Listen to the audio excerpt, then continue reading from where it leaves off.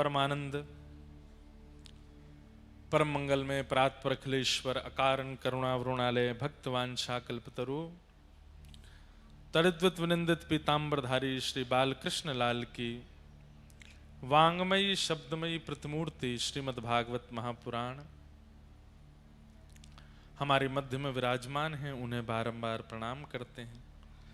कल विशेष रूप से मैंने बताया कि श्रीमद्भागवत जी ग्रंथ, पोथी या किताब नहीं है। भगवत प्राप्ति का सबसे प्रथम सोपान श्रीमद्भागवत है। यदि कोई भागवत आश्रित नहीं हुआ है और अन्य अन्य कार्यों से भगवत प्राप्ति करना चाहता है, अन्य अन्य साधनों को जीवन में लाना चाहता है, लेकिन श्रीमद् भागवत जी विशेष रूप से उसके जीवन में नहीं है, तो निश्चित है कि उसके द्वारा किए गए व्रत अनुष्ठान नियमों में कोई ना कोई कमी रह ही जाएगी, जिससे ठाकुर जी की प्राप्ति ना हो पाए। बंधुओं, आज हम आप सब लोग ठाकुर जी की सेवा भी करते हैं, उत्सव भी करते हैं, मनोरथ भी करते हैं, और अब तो धीरे धीरे युवाओं में इतनी भक्ति प्रकट हो रही है, इतनी कथा सुनते हैं युवा जन। आप सब लोग थोड़ी नजर घुमा के देखो, कितने युवा बैठे हैं कथा में, सब सुन रहे हैं कथा को। भक्ति अब जागृत हो रही है फिर से। इतना सब कुछ हम लोग व्रत नियम अनुष्ठान करते हैं, लेकिन फिर भी भगवद अनुभव हमें नहीं हो पाता। उसके पीछे कहीं ना कहीं हम इसे कारण मान सकते हैं कि अभी हमने श्रीमद् भागवत जी को पूर्ण रूपेण हृदयस्थ किया नहीं। अनुभव होने प्रारंभ हो जाएंगे, या तो स्वप्नानुभूति या फिर कहीं ना कहीं दिव्यानुभूति होती रहती है वैष्णवों को। और सबसे बड़ी बात, भगवत प्राप्ति आपको होने वाली है, उसका सबसे पहला संकेत यह है कि आप किसी भी स्थान पर, किसी भी परिस्थिति में, किसी भी व्यक्ति में नकारात्मक गुण नहीं देखोगे। हमारी बात बहुत ध्यान से सुनिएगा। चाहे जो हो जाता है जीवन में, आप गिर गए, आप पड़ गए, आप बीमार हो गए, आपका काम रुक गया, बारिश हो गई, गाड़ी फंस गई, पत्नी ने बात नहीं मानी, बच्चे रूठ गए, कुछ भी हो जाए, आप हर स्थिति में कुछ तो सकारात्मक ही सोचोगे। बच्चों को मना किया, नहीं मानते बात, तो आपके मन में आएगा शायद ठाकुर जी चाहते हैं कि ये बालक अपने आप ठोकर लग के सीखें, इसलिए मेरी बात नहीं मान रहे। कोई बात नहीं, ठाकुर जी की इच्छा। कोई काम रुक जाए तो उसमें यही होगा, ठाकुर जी शायद कुछ और भला सोचें, इसीलिए रुक गया है। मतलब आपकी हर विचारधारा में केवल यही लगता है आपको, सब ठाकुर जी की कृपा से भला ही है, इसमें कोई दोष नहीं है। अगर ऐसी आपकी सोच बन चुकी है तो कहीं ना कहीं आप इस बात को प्रमाणित रूप से स्वीकार कर सकते हैं कि ठाकुर जी, व्यक्ति जब प्रसन्न होता है, बहुत प्रसन्न होता है, तो उससे आप कोई भी परमिशन ले सकते हो, कोई भी चीज मांगो। अगर व्यक्ति बहुत प्रसन्न है, बच्चे जो होते हैं घर के, उनको माता पिता से कोई परमिशन चाहिए होती है तो कहते हैं अभी मूड खराब है, अच्छा होने दो। जब माताजी थोड़े ठीक मूड में होंगी, अच्छे मूड में, तब पूछेंगे कि अम्मा चले जाएं। अच्छे प्रहलाद, अच्छे आनंद का व्यक्ति, अच्छे आह्लाद का व्यक्ति, प्रसन्नता में व्यक्ति सब कुछ देने को तैयार हो जाता है। इसलिए हमारी किशोरी जी कैसी हैं? सहज स्वभाव पर्यो नवल किशोरी जुको, सहज स्वभाव पर्यो नवल किशोरी जुको, मृदुता दयालुता कृपालुता की राशि है। मृदुता दयालुता कृपालुता की राशि है। ऐसी सुकुमारी प्यारी जू की प्राण प्यारी, ऐसी सुकुमारी प्यारी, लाल जू की प्राण प्यारी, रहत प्रसन्न सदा हिय मुख हासी है, रहत प्रसन्न सदा ये मुख हासी है। श्री हित्रदूत दास जी ने जो किशोरी जी के यहाँ लक्षण बताए हैं, ये सारे लक्षण ठाकुर जी के अंदर भी हैं, पर क्योंकि अधिष्ठाता होने के नाते, संचालन करता होने के नाते, जब व्यक्ति मुखिया बन जाता है तो उसको अपने कई स्वभावों पर कंट्रोल करना पड़ता है। दया पर कंट्रोल करना पड़ता है, कृपा पर कंट्रोल करना पड़ता है, प्रसन्नता पर कंट्रोल करना पड़ता है। आपके नीचे 100 लोग काम करते हैं तो आपको जानबूझ करके क्रोध करना पड़ता है, जानबूझ करके हंसी रोकनी पड़ती है, जानबूझ करके थोड़ा कृपा दया को नजरअंदाज करना पड़ता है। लेकिन ठाकुर जी मन में विचार करते हैं कि मैं इतना कंट्रोल नहीं कर सकता, मुझे कृपा करनी है, मुझे आनंदित होना है, मुझे प्रसन्न रहना है, मुझे प्रसन्न हंसना है, मुझे सदा नृत्य करते रहना है, पर जगत उत्थान के लिए मत छेड़ो भाई, मैं ज्यादा नहीं कर सकता कुछ।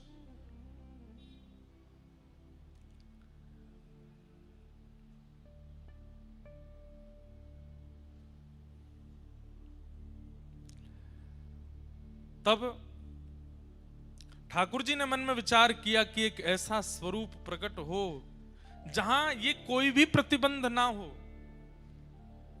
कृपा पर प्रतिबंध नहीं, दया पर प्रतिबंध नहीं, आनंद में प्रतिबंध नहीं, प्रसन्नता में प्रतिबंध नहीं, नित्य विलास में प्रतिबंध नहीं। तब ठाकुर जी के हृदय का जो ये आह्लाद है, यही घनीभूत रूप धारण हुआ। और ठाकुर जी ने जैसे स्वयं को प्रतिबिंब में देखा उस समय, तभी देखा तप्त कांचन गौरांगी श्री राधे वृंदावनेश्वरी, सामने प्रतिबिंब में किशोरी जी दिखने लगी।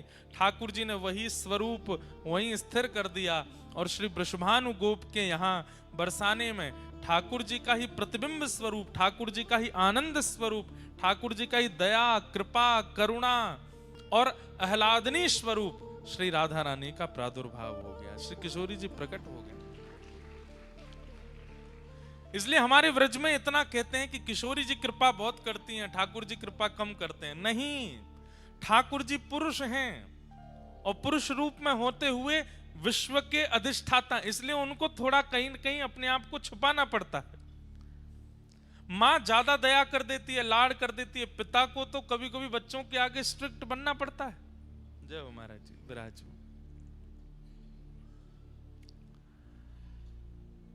तो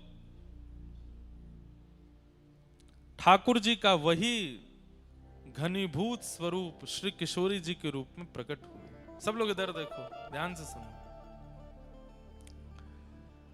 किशोरी जी के रूप में प्रकट हुआ। अब किशोरी जी और ठाकुर जी मन में विचार करें, रसिक जनन को सुख देवे काजे, हम आप जैसे भक्तन को सुख देवे के काजे कुछ लीला संवरण होना चाहिए। तो जैसे ही किशोरी जी और ठाकुर जी ने विचार किया लीला संवरण का, इतने में ही किशोरी जी के श्री अंग से ही अष्ट सखियां प्रकट हो गईं, जिनमें श्री ललिता जी, विशाखा जी, तुंग विद्या, चंपक लता आदि आदि सखियां प्रकट हुई। बहुत ध्यान से सुनिए सब लोग। अब तब विचार हुआ कि ब्रह्मा की बनाई हुई सृष्टि में तो हम लीला करेंगे नहीं, सबको अधिकार थोड़ी है इस लीला के दर्शन का। ठाकुर जी की निकुंज रस, निवृत्त निकुंज रस की लीला का हम आप जैसे लोग दर्शन नहीं कर सकते। क्यों? क्योंकि हम लोग तुच्छ प्रेम को देखते हैं सिनेमाओं में जाकर के, ऐसे प्रेम का दर्शन करते हैं जो काम से प्रकट होता है, जो वासना से प्रकट होता है, जो शरीर इंद्रियों से प्रकट होता है। उस प्रेम को, वो प्रेम है नहीं, पर उस वासना के भोग वृत्ति को देखने के बाद अगर हम प्रिया प्रियतम की निकुंज लीला का अनुभव करना चाहते हैं तो फिर हमारे मन में कहीं ना कहीं दोष आ जाएगा। इसलिए किशोरी जी ने विचार किया एक ऐसी पृष्ठभूमि हो जिसमें संसार के विकार प्रवेश ना कर सके, वहां लीला हो, तब किशोरी जी के चित्त से श्री वृंदा महारानी प्रकट हुई। बोलो वृंदा महारानी की जय। वृंदा महारानी प्रकट हुई और उन्हीं वृंदा महारानी ने तुरंत किशोरी जी से प्रार्थना की, हे महारानी, सब लोग इधर देखो, यहां देख लो, लोग तो आते जाते रहेंगे, आप ये कथा सुन लो, सब जगह नहीं मिले ऐसी सुनवे को। वृंदा महारानी प्रकट हुई किशोरी जी के चित्त। अच्छा, ठाकुर जी और किशोरी जी जो विचार करते हैं वो प्रकट होता चला जाता है। ठाकुर जी विचार करें कि यहाँ सुंदर पर्वत श्रृंखला हो तो पर्वत प्रकट हो जाते हैं। ठाकुर जी सोचें कि यहाँ पे या वृक्ष में सेब लग जाए तो वो बबूल को वृक्ष हो, वहां में सेब लग जाएगा। ठाकुर जी की चिंतन से सब लीलाएं होती हैं। तो किशोरी जी ने विचार किया, ऐसी भूमि हो, ऐसा सघन वन हो जहां सबके प्रवेश का अधिकार ना हो और प्रिया प्रियतम सखियां सहचरियां नित्य विलास कर सकें। तब वृंदा महारानी प्रकट हुई और वृंदा महारानी ने कहा, हे श्यामाजू, मुझ पे कृपा करो, आप आज्ञा करें तो मैं दिव्य रूप धारण करके सघन वन बन जाऊं और जहां आप और श्री श्याम सुंदर दोनों लीला विहार करें। तब श्री नित्य गोलोक धाम में श्री वृंदा महारानी ही निकुंज वन के रूप में प्रकट हो गई, जहां प्रिया प्रियतम विहार करते हैं। जैसे ही ठाकुर जी को बैठवे को मन है जाए तो सुंदर सी एक शिला बन करके वृंदा महारानी आ जाती हैं, ठाकुर जी बैठ जाते हैं। ठाकुर जी को उन्हें गर्मी लगन लगे तो श्री वृंदा महारानी ही वहां पर आज्ञा करती हैं, बादल प्रकट हो जाते हैं, सुंदर शीतल वायु व्यार बहने लगती है। ठाकुर जी को धूप लगे तो श्री वृंदा महारानी निकुंज बन करके ठाकुर जी के सामने आ जाती हैं, प्रिया जी की सेवा में आती हैं। श्री प्रिया प्रियतम के नित्य विहार के लिए श्री वृंदा महारानी प्रकट हो गई और प्रकट होकर के भूमि रूप में, वायु रूप में, वृक्ष रूप में, वल्लरी रूप में, सब रूपों में वृंदा महारानी प्रकट हो गई। इसलिए हमारे वृंदावन की उपासना में श्री वृंदा यानी कि तुलसी देवी की उपासना प्रधान है, क्योंकि इनकी उपासना किए बिना निकुंज का अनुभव नहीं हो सकता। ये निकुंज है ही है, इनके भीतर ही ठाकुर जी रमण करते हैं। अब जब ठाकुर जी गोलोक धाम में हैं तब तो सब आनंद है, लेकिन अब ठाकुर जी को पृथ्वी पर आना है लीला संवरण करने के लिए। ठाकुर जी प्रकट कैसे होंगे, लीला बन गई। किशोरी जी प्रकट कैसे होंगी, लीला बन गई। सखियां प्रकट कैसे होंगी, सब लीला बन गई। लेकिन वृंदा महारानी कैसे प्रकट होंगी? ठाकुर जी बोले, सामान्य रूप से वृंदा महारानी प्रकट नहीं होंगी, क्योंकि वृंदा महारानी केवल प्रिया प्रियतम को सुख विलास देने के लिए नहीं, जन्म जन्मांतर कल्प कल्पांतरों के पापी जीवों के पाप को नष्ट करने के लिए भी श्री वृंदा महारानी होंगी। इसलिए इनका प्राकट्य भूमि पर सामान्य रूप से नहीं होना चाहिए, उसके लिए तो एक विशेष क्रिया होनी चाहिए, एक विशेष लीला होनी चाहिए। तो भूमि पर वृंदा महारानी कैसे आई, उसकी यह लीला है। और कथा प्रारंभ होती है, देवराज इंद्र एक बार बृहस्पति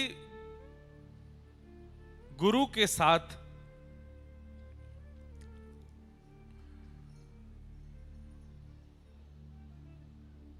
महादेव के दर्शन के लिए प्रस्थान करते हैं। देवादिदेव महादेव के दर्शन के लिए इंद्र जा रहे हैं और तभी महादेव ने मन में विचार किया कि हमारे दर्शन के लिए देवराज इंद्र आ रहा है, गुरु बृहस्पति के साथ आ रहा है, इसकी परीक्षा लेनी चाहिए, यह हमारे दर्शन का अधिकारी है कि नहीं। और उसी परीक्षा के रूप में महादेव ने शिव गण का रूप धारण किया और बीच मार्ग में आकर के इंद्र की परीक्षा लेने लगे, रोक लिया मार्ग।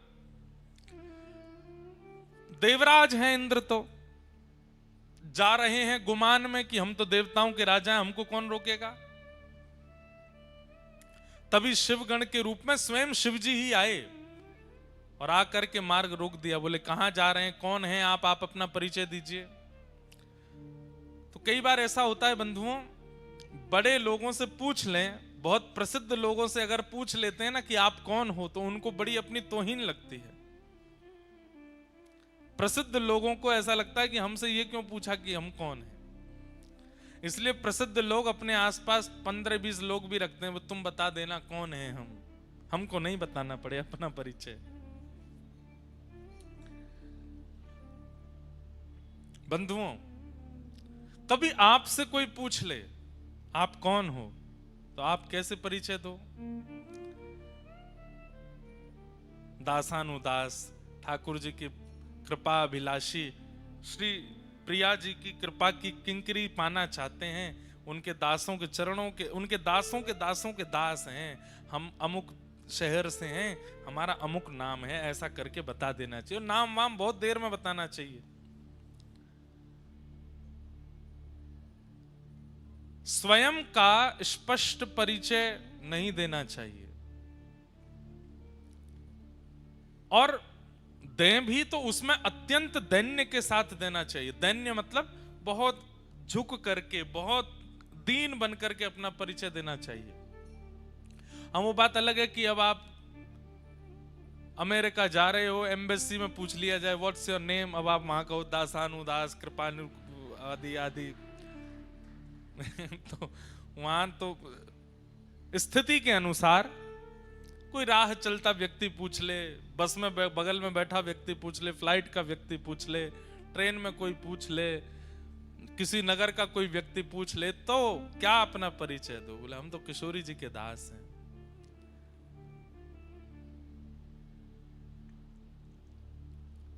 ये सीखना चाहिए हमें संतों से। एक बार वृंदावन में एक संत थे, उस समय सोशल मीडिया नहीं था, फोन भी नहीं थे। उस समय की बात, उन संत का इतना प्रचार हो गया पूरे भारत में कि भैया वृंदावन में एक संत रहते हैं, अमुक नाम के संत हैं, और भैया उनका स्वभाव, उनका विचार, उनकी शैली, उनकी बोली, उनका रूप, उनकी कुटिया, उनकी सेवा, सब देखने लायक है। ऐसा लगता है कि कोई साक्षात ठाकुर जी का परम भक्त हो।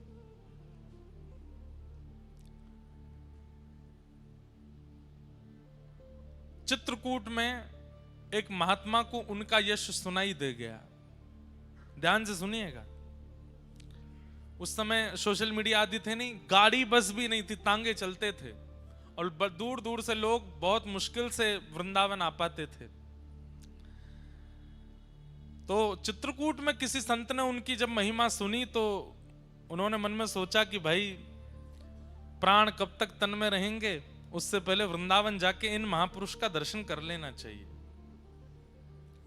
चित्रकूट से निकले, महीनों चल करके वृंदावन आए। वृंदावन जैसे ही पहुंचे, बिहारी जी के दर्शन की, राधा रमण जी की, राधा वल्लभ जी के दर्शन की इच्छा बाद में थी, पहले उन महात्मा को देखना है, उनके दर्शन करने हैं। संभवतः हरे राम बाबा नाम था उनका, जो वृंदावन के महात्मा थे। तो जगह जगह पूछ रहे थे, भैया वो महात्मा जी कहाँ रहते? अच्छा, वो परिक्रमा मार्ग में चले जाओ, सीधे जाएंगे तो पानी घाट के बाद में यमुना जी के तट पे ही बाबा की कुटिया है। बोला अच्छा। चलते गए, अब पानी घाट पहुंच गए, तो पानी घाट पर जाके पूछा, भैया वो बाबा की कुटिया कहाँ है, बाबा की कुटिया कहाँ है? पूछते पूछते एक महात्मा मिले उनको। उन महात्मा से उन्होंने पूछा, सब लोग इधर देखो, ध्यान से सुनो। बोले भैया वो वृंदावन के एक महात्मा, उनकी कुटिया कहाँ है? तो वृंदावन के वो महात्मा बोले, अच्छा उन बाबा के दर्शन करने? बोले हाँ, मैं अभी थोड़ी देर में वहीं जाने वाला हूं, उनके पास ही, आप चाहो तो मेरे साथ चल देना। बोले हाँ भैया, हम तो वैसे भी अपरिचित होंगे तो हमसे तो मिलेंगे भी नहीं, आपका परिचय होगा तो आपके माध्यम से हम मिल लेंगे। तो चित्रकूट के उन महात्मा को एक वृंदावन के महात्मा अपनी कुटिया में ले गए और ले जाके बोले, आप इतनी दूर से चल के आए, कुछ पाया नहीं होगा, भोजन कर लीजिए। हाँ भैया, थोड़ा सा कुछ पवा दो। तो बढ़िया सुंदर टिक्कर बनाए अपने हाथों से, और टिक्कर बना करके सब्जी दाल रोटी जो भी थी सब उनको पवाया। प्रसाद पाने के बाद वो चित्रकूट वाले महात्मा बोले, भैया अब हमारा पेट भर गया, अब चलें महात्मा के दर्शन कर लें। बोले अभी तो आपने इतना प्रसाद पाया है, थक गए होंगे, थोड़े पौड़ जाओ, आपके हाथ पैर दबा दूं। अरे नहीं नहीं, हमको नहीं पौड़ना, हमको तो उनके दर्शन करने। अरे 10-15 मिनट ने पौड़ जाओ। पौड़ जाओ मतलब नहीं, लेट जाओ।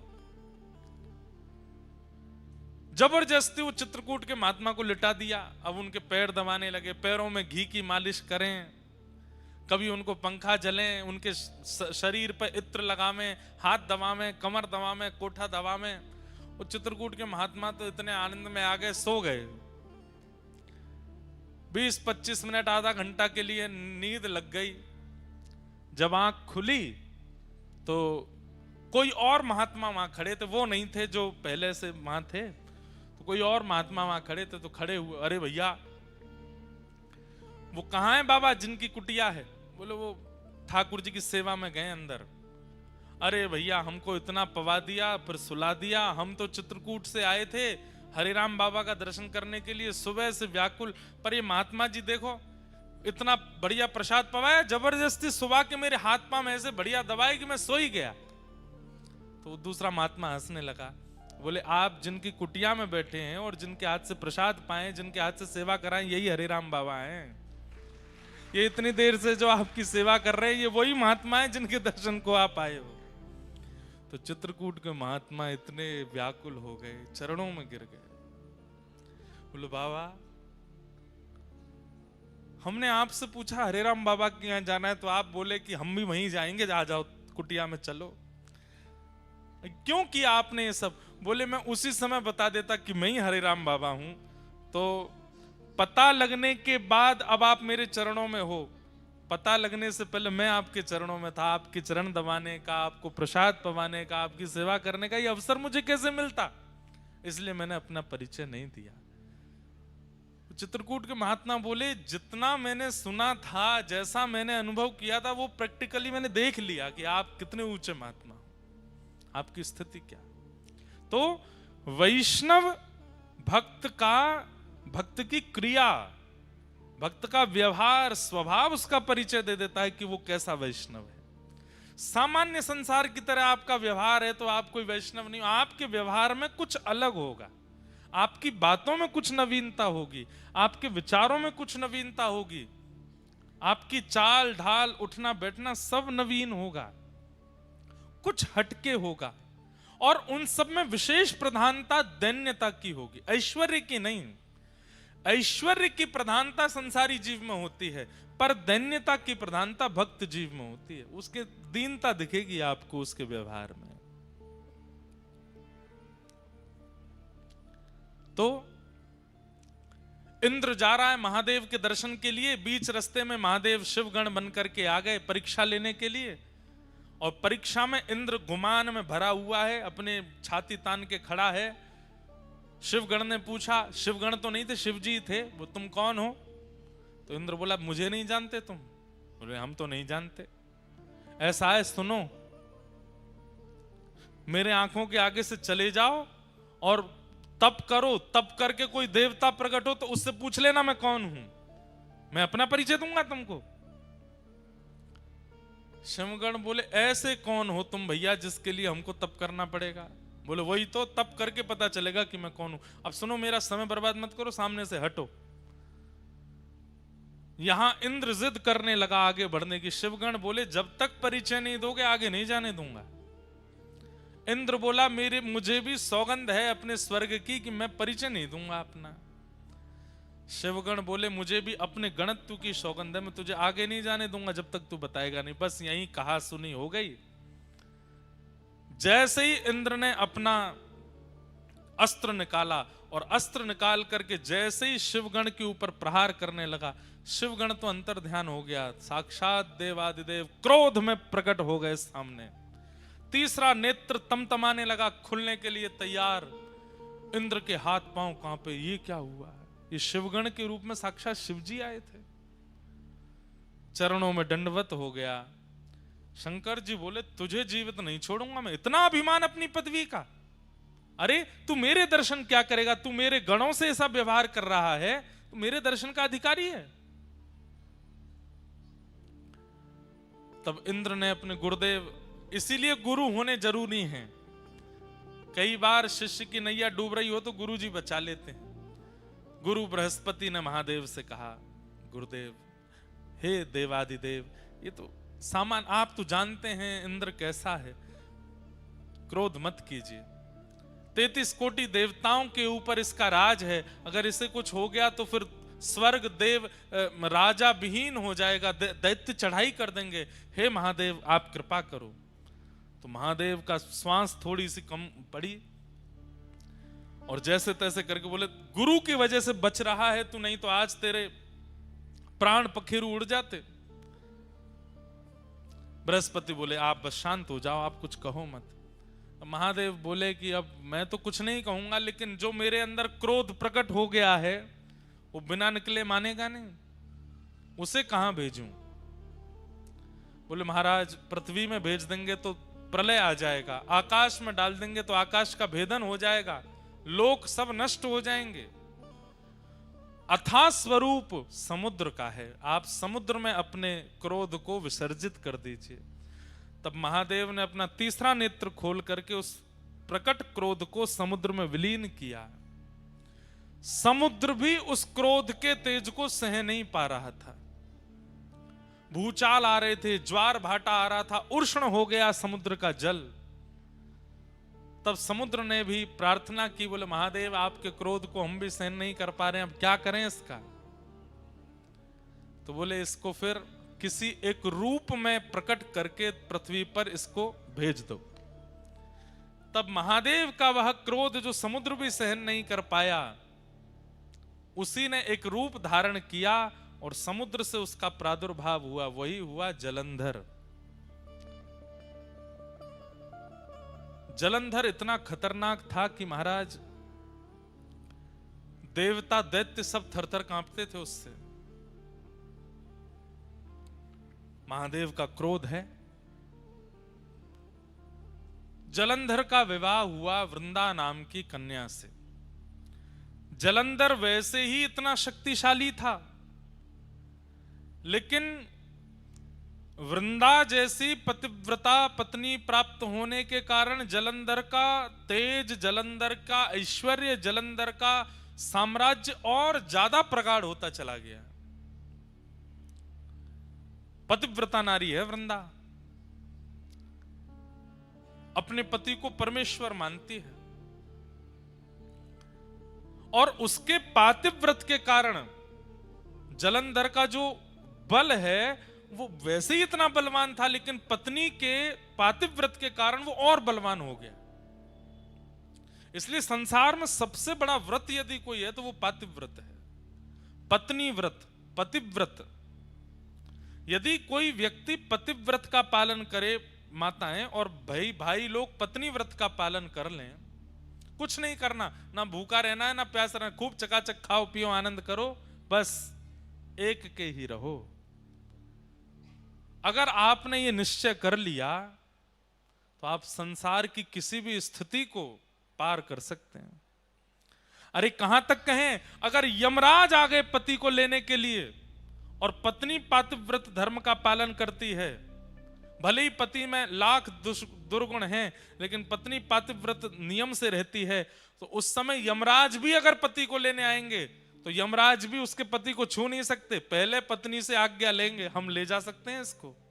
कौन पत्नी चाहेगी कि मेरा पति जाए? कोई नहीं चाहती। सीधी बात, यमराज भी पति का स्पर्श नहीं कर सकते अगर पत्नी पतिव्रता है तो। पत्नी का स्पर्श यमराज नहीं कर सकते अगर पति पत्नी व्रता है तो। इतना बड़ा व्रत है। हम दुनिया भर के व्रत करते हैं, पर इस व्रत में कहीं ना कहीं छूट जा रहे हैं। अब सुनिए, वृंदा का ऐसा पातिव्रत, पर देवताओं ने विचार किया ये पतिव्रता है, ये बहुत अच्छी बात है, पर ये जानते हुए भी कि पति कितना दुष्ट है, फिर भी पत्नी पतिव्रता है। तो ब्रह्मा आदि देवताओं ने कहा कि भैया वृंदा अपने पतिव्रत का पालन नहीं तोड़ सकती। तब ब्रह्मा जी से सब देवताओं ने कहा आप जाकर के जलंधर को समझाइए, वो आए दिन देवताओं पर आक्रमण करता है, यज्ञों का विध्वंस करता है। ब्रह्मा जी बोले मैं जाता हूं। ब्रह्मा जी गए जलंधर को समझाने के लिए। जलंधर ने ब्रह्मा जी के ही गला पकड़ लिया। इतना बलवान कि चतुरानन ब्रह्मा जी का गला पकड़ लिया, चारों आंखों से आंसू निकल आए। ब्रह्मा जी हाथ छुड़ा के भागे। युद्ध छिड़ गया देवता और जलंधर के बीच में। ब्रह्मा जी हार गए। देवताओं ने जाकर के प्रार्थना की। देवादिदेव महादेव शंकर जी से बोले महाराज आप कुछ करो। महादेव बोले मुझसे ही प्रकट हुआ है वो, और अपने से प्रकट हुए को मैं कैसे नष्ट कर सकता हूं? मैं तो नष्ट नहीं करूंगा उसको। तब ब्रह्मा जी ने मन में विचार किया कि ये शिव भक्त है बहुत बड़ा, और इसके बल में कटौती तभी आएगी जब इससे कोई शिवापराध बनेगा। ये शंकर जी का अपराध करे तब इसके बल में कटौती आएगी। तो बोले क्या करें? तो नारद जी को बुलाया, नारद जी को भेज दिया। बोले जलंधर के जाकर के कैसे भी शिवापराध कराओ। नारद जी महाराज बोले अभी करते हैं। नारद जी कौन है? स्पेशल रूप से एक प्रकार से देवताओं के डायरेक्टर हैं।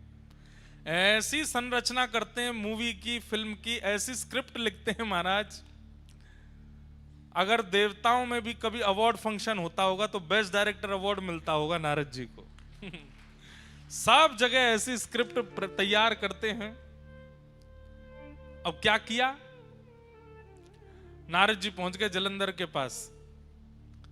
जलंधर ने बड़ा स्वागत किया। आइए आइए आइए नारद जी। नारद जी सबके प्यारे हैं, दैत्यों के भी प्रिय हैं, देवताओं के भी प्रिय हैं, सबको प्रिय लगते हैं। नारद जी महाराज पहुंचे। नारद जी ने जाकर के कहा जलंधर तुम्हारे पास सब कुछ है। श्री सोमनाथ महादेव की जय। हमारे अर्पण महाराज जी सोमनाथ महाप्रभु हमारे सोमनाथ महादेव के श्री चरणों से पधारे हैं। आपको बारंबार प्रणाम। द्वारिकाधीश भी पधारेंगे, सोमनाथ जी भी आ गए, डाकोर जी भी आएंगे, सब आएंगे कथा में। और आचार्य स्वरूप में, वहां के प्रतिनिधि स्वरूप में, वहां के पुजारी जी, वहां के विद्वान जन ही यहां आकर के प्रतिनिधित्व करेंगे। प्रेम से सब लोग कहो श्री सोमनाथ महादेव की जय। हमारे अर्पण महाराज जी खूब स्नेह मानते हैं, और जब कभी भी गुजरात में कहीं कथा का क्रम होता है तो कृपा करके पधारते हैं महादेव का प्रसाद लेकर के। आपको बारंबार प्रणाम वंदन। कथा सुनिए सब लोग। नारद जी महाराज से देवताओं ने कहा आप कुछ करो। बोले क्या करना है? बोले जलंधर से शिवापराध कराओ।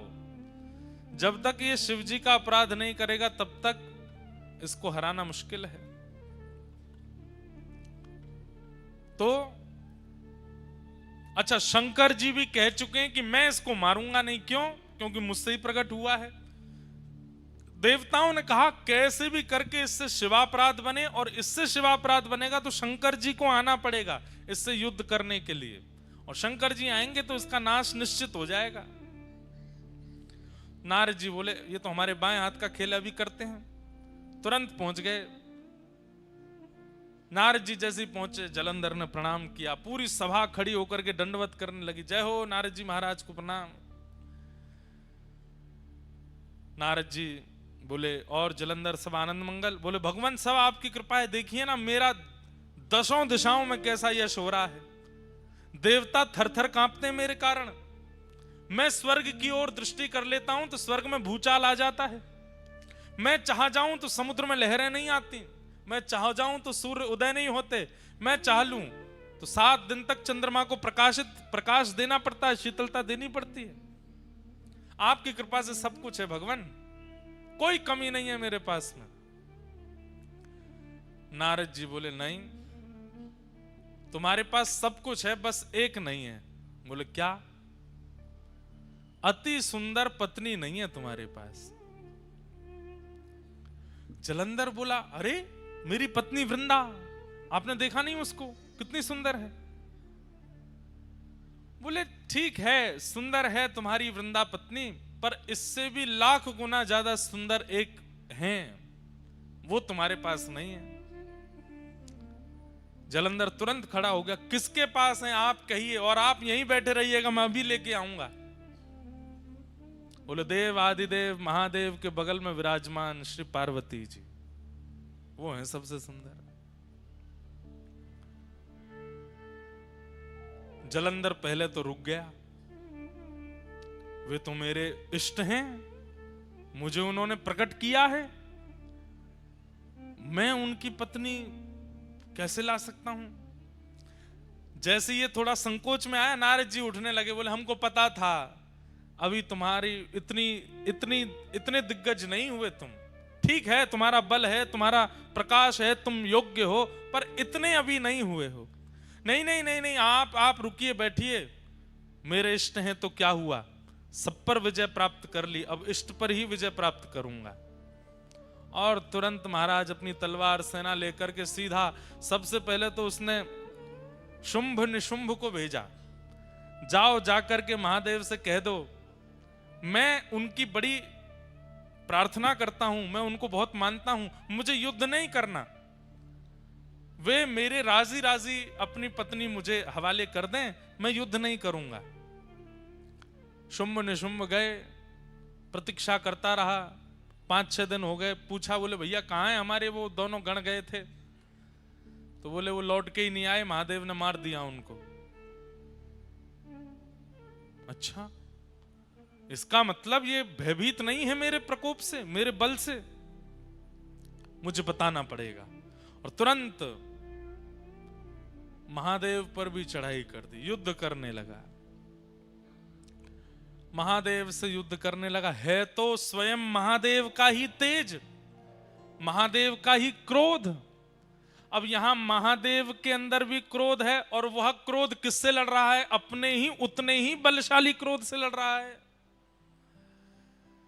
जितना बल, जितना पराक्रम, जितना तेज, जितना योग्य महादेव का क्रोध है, उतना ही योग्य तो वह भी है, क्योंकि वो वही तो है जिससे वो लड़ रहे हैं। महादेव लड़ते लड़ते बोले भैया ये हमारा क्रोध ही तो है, दोनों 100 नंबर के ही हैं, हमारे अंदर जो क्रोध है और ये वही एक ही बात है, ये 1% भी कम हो तो इससे युद्ध किया जाए, ये पूर्ण परिपूर्ण वही है जो मेरे अंदर क्रोध है। तब सब देवता बोले अब तो एक ही उपाय है। बोले क्या, नारायण के पास चलो। तब शंख चक्र गदा पद्मधारी नारायण के पास गए और कहा भगवान अब आपको युद्ध भूमि में आना पड़ेगा, आप ही इसका नाश कर सकते हो, ब्रह्मा जी भी कर चुके, महादेव तो कर ही रहे हैं, अब आप और आओ। नारायण बोले अभी आते। शंख चक्र गदा पद्म धारण करके चतुर्भुज रूप धारी जैसे ही नारायण प्रकट हुए, जलंधर ने जैसे ही नारायण भगवान का दर्शन किया, तुरंत अस्त्र शस्त्र छोड़ दिए, चरणों में गिर गया, बोले जय हो जीजा जी प्रणाम। भगवान बोले ये क्या बोला, अब हमारे ठाकुर जी तो बड़े करुणा अवतार हैं, जैसे ही जीजा जी कहा ठाकुर जी ने तो अस्त्र शस्त्र अंतर ध्यान कर दिए। बोले भैया सब देवताओं क्षमा करो। बोले क्यों, साले साहब हैं हमारे। पर स्वयं भगवान ही बोले ए जलंधर तू हमको जीजा बोला क्यों, पहले ये तो बता। अरे महादेव का जब क्रोध प्रकट हुआ इंद्र के ऊपर, और जब वह क्रोध इंद्र पर ना डाल पाए तो कहां भेजा उस क्रोध को, बोले समुद्र में। और आपकी पत्नी लक्ष्मी जी कहां से प्रकट हुई है, बोले समुद्र से। तो इस नाते में भैया हुआ ना उनका, आप मेरे जीजाजी हो गए। नारायण भगवान बोले भाई बढ़िया संबंध निकाला, देवताओं से कहा भैया आई एम सॉरी, अब इसको नहीं मारेंगे हम, ये तो हमारा साला है। अच्छा उसने जीजाजी कहकर के प्रणाम जो किया तो लक्ष्मी भी प्रकट हो गई। अरे मेरे भैया, देवता तो बड़े भयभीत हो गए, बोले कि भाई अब क्या होगा। तुरंत ले गए नारायण भगवान को अपने घर में जाकर के स्थापित कर दिया। जलंधर ने पत्नी से कहा देवी तुम नित्य मेरी आराधना करती हो, अपना पातिव्रत धर्म का पालन करती हो, अब उसमें इनकी भी आराधना करो। अब जलंधर की स्थिति ये हो गई, वो और ज्यादा बलशाली हो गया। क्यों? नारायण कृपा हो गई उसके ऊपर। सब देवता बोले भैया, सब प्रकार के तरीके अपना लिए, कोई काम नहीं आया। तब देवताओं ने भगवान की स्तुति गाई और कहा, भगवान अगर इसका नाश नहीं हुआ तो पृथ्वी नष्ट हो जाएगी कुछ दिनों में। पृथ्वी नष्ट नहीं, आप विचार कीजिए, जो अपने इष्ट, अपने प्रकटकर्ता महादेव से युद्ध करने के लिए खड़ा हो सकता है, कल को वो आपसे युद्ध नहीं करेगा? अरे इसका बल जितना बढ़ता चला जाएगा, ये उतना ही अपने आप को श्रेष्ठ मानता हुआ सब पर हावी हो जाएगा और एक दिन भगवान पदवी प्राप्त करने के लिए भी कुछ भी कर बैठेगा। इसका नष्ट करना बहुत जरूरी है। तब भगवान ने मूल बात बताई। क्या बात? ध्यान से सुनिएगा। बोले, ना तो महादेव का क्रोध इसके काम आ रहा है, ना ही ब्रह्मा जी की कृपा इसके काम आ रही है, ना ही मेरे इसके घर में विराजने से इसका बल बढ़ रहा है। इसके बल का मूल स्रोत है इसकी पत्नी का पातिव्रत। देवताओं को भगवान ने समझा दिया। बोले, कितना बड़ा व्रत है पातिव्रत। एक पत्नी यदि पतिव्रता हो जाती है तो तीनों देव लग जाते हैं उसको हराने में, लेकिन उस व्यक्ति का बाल बांका नहीं कर पाते। ये पातिव्रत का बल है और इसका पातिव्रत जब तक नष्ट नहीं होगा तब तक इसका कुछ नहीं बिगाड़ पाएंगे। पातिव्रत नष्ट नहीं करना है, पर अगर व्रत से किसी गलत व्यक्ति का बल बढ़ रहा है तो उस व्रत को समाप्त करना पड़ता है। क्या करें? तो भगवान बोले, अब हमको वृंदा को उसके पातिव्रत का फल देना है। और पातिव्रत का फल क्या है? कि पति रूप में साक्षात ठाकुर जी प्राप्त हो जाएं। ये पातिव्रत का फल है। और पातिव्रत के फल के रूप में जलंधर का रूप धारण करके स्वयं श्रीमन नारायण वृंदा के समीप आ गए। बंधुओं, ये वृंदा का पातिव्रत का फल मिला है उसको, कि सामान्य पति नहीं है, जिसके लिए मीराबाई कहती हैं, ऐसे बर को बरे जो जन्मे और मर जाए, बलहारी श्री गोपाल जी, बर बर श्री गोपाल जी, जासो चुड़ लो मैं हुए जाए। श्री गोपाल जी पति बन करके आ जाएं, ये तो मीराबाई की इच्छा है। इसके लिए मीराबाई कितनी रोई हैं, कितनी पीड़ा में रही है, तब जाकर के ठाकुर जी ने उनको वो फल दिया। आज वृंदा को वो फल क्यों दे रहे हैं? क्योंकि उसका पातिव्रत श्रेष्ठ है।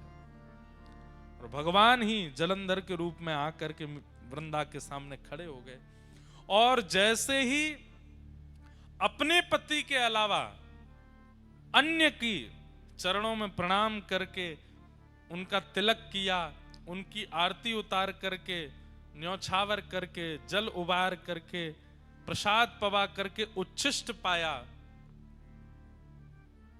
वहां जलंधर जिसके लिए वो पातिव्रत करती थी उसका बल क्षीण होने लगा।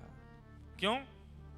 क्योंकि अब एक प्रकार से जिसके लिए व्रत था, जिसके लिए नियम था, जिसको निहारती थी, जिसके लिए सब कुछ करती थी, वो तो अब ठाकुर जी बन के आ गए ना, तो ठाकुर जी के लिए हो गया। जैसे ही ठाकुर जी के लिए व्रत हुआ, जलंधर के लिए जो व्रत हो रहा था उसका नाश हो गया और वहां रणभूमि में देवताओं के द्वारा जलंधर का वध हो गया। जलंधर का सर धड़ से अलग हुआ और सर से धड़ से सर अलग होकर के सीधा आके पड़ा वृंदा की गोद में। जैसे ही अपने हाथ में गोद अपने पति का मुख देखा, देख करके विचलित हो गई। सामने देखा तो सामने जलंधर बैठा है और गोद में देखा तो मुखमंडल है। तुरंत रोने लगी, आप कौन हैं, मुझे अपना रूप दिखाइए। तुरंत शंख चक्र पद्मधारी ठाकुर जी प्रकट हो गए। वृंदा, तेरे पातिव्रत से प्रसन्न होकर के मैंने तुझे फल दिया, तेरे पति रूप में मैं ही आया हूं। वृंदा बोली, मेरा सौभाग्य कि आप मेरे पति रूप में आए, लेकिन आप छल करके क्यों आए? आप अपने वास्तविक रूप में आकर के मुझे स्वीकार कर लेते, मेरे पति का रूप धारण करके आपने मेरे पातिव्रत को नष्ट क्यों किया? ठाकुर जी बोले, अगर हम वास्तविक रूप में आते तो तुम इतनी बड़ी पतिव्रता हो कि हमको स्वीकार ही नहीं करती, इसलिए हमको तुम्हारे पति का रूप धारण करके आना पड़ा। और सही बात, मूल बात तो यह है वृंदा, तुम्हारे पातिव्रत के कारण तुम्हारे पति का बल इतना प्रकट हो चुका था कि वो पूरे पृथ्वी का, पूरे ब्रह्मांड का नाश कर देता, इसलिए तुम्हारा पातिव्रत टूटना बहुत आवश्यक था। वृंदा बोली,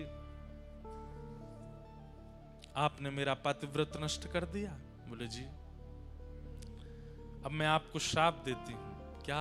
या आप पत्थर बन जाओ, आप एक शिला का रूप धारण कर लो।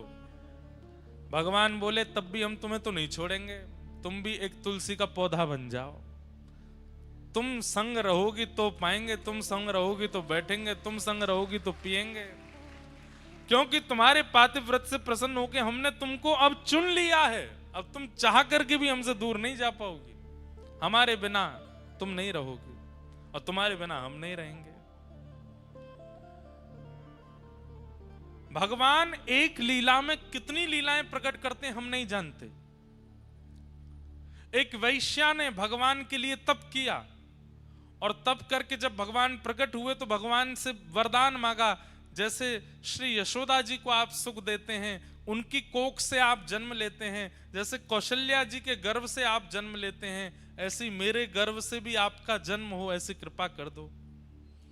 भगवान बोले, कौशल्या जी के गर्भ से, यशोदा जी के और देवकी मैया के गर्भ से तो हम एक ही बार जन्मे, पर हम तुम पर कृपा करते हैं कि हम तुम्हारे गर्भ से जन्म लेते ही रहेंगे, एक जन्म नहीं अनेक जन्म होंगे। कैसे?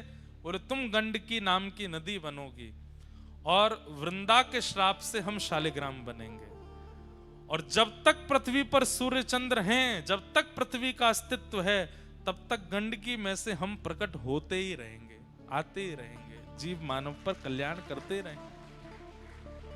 तो यहां वृंदा ने श्राप दिया कि आप पाषाण बन जाओ। सब घबरा गए। ठाकुर जी बोले, बिल्कुल चिंता मत करो, ये भैया सब हमारी लीला ही है, ये पाषाण का श्राप देगी तभी उस वैश्या के वरदान को हम पूर्ण कर पाएंगे। वो नदी बन करके गंडकी आ गई, अब हम जा रहे हैं, हम शालिग्राम बन के आएंगे, लेकिन हमारी भी शर्त है। क्या? तुम भी एक तुलसी का झाड़ बनोगी और जब तक तुम नहीं पधराई जाओगी तब तक हम प्रसाद नहीं पाएंगे, तब तक हम जल नहीं पिएंगे, तब तक हम कुछ भी नहीं करेंगे। अरे आसन पे भी जब तुम रखी जाओगी तो ही बैठेंगे, तो नहीं बैठेंगे। एक क्षण के लिए भी तुलसी शालिग्राम जी से दूर नहीं होती। ये भगवान ने वरदान दिया। एक राक्षस ने भी भगवान की तपस्या की, तपस्या करके ठाकुर जी से मांगा। भगवान जब प्रकट हो गए, वरदान मांगो, क्या चाहिए? राक्षस बोला, प्रसन्न हासा रुड़लो चलो लसत। जब आप ठाकुर जी मुस्कुराते हैं तो आपके गाल बड़े प्यारे लगते हैं मुझको। राक्षस मांग रहा है। भगवान बोले, तो वरदान तो मांगो, क्या चाहिए? बोले कि प्रभु, मैंने बहुत कुछ खाया अपने जीवन में, बड़े बड़े जीव खा लिए, बड़े बड़े जंतु खाए, मानव भी खाए, देवता दैत्य भी खाए, अब आपको खाने का मन कर रहा है। भगवान बोले, तू मुझे खाने के लिए तपस्या कर रहा था? बोले, हाँ, मुझे पता चला कि आप मिलते नहीं हो, आप तभी प्रकट होते जब आप कोई तप करता है, तो मैंने इसीलिए तप किया 1000 वर्ष तक कि आप प्रकट हो जाए तो मैं वरदान में आपको खाने के लिए मांगूं। भगवान बोले, वाह भैया, कैसे खाओगे? बोले, आ जाओ मेरे पास, आपको लेकर के खाना शुरू करूं। आपके गाल पहले खाऊंगा, आपके हाथ फिर खाऊंगा, फिर चरण खाऊंगा। ठाकुर जी बोले, भैया देखो, इस रूप में तो संभव नहीं है, तुम अगर हमारे पास आए भी तो इतनी योगनियां, इतनी शक्तियां चारों तरफ हमारे रहती हैं कि तुम जल करके नष्ट हो जाओगे, तुम्हारी इच्छा पूरी करेंगे। बोले क्या? कालांतर में तुम एक कीड़ा बनकर के गंडकी नदी में जाओगे और जब हम वहां शालिग्राम बनकर के आया करेंगे तुम हमें ही खाया करोगे, उसी से ही हमारे अंदर रूप प्रकट होने लग जाएंगे, तुम्हारी इच्छा पूरी हो जाए, खूब खाना, झुक करके खाना।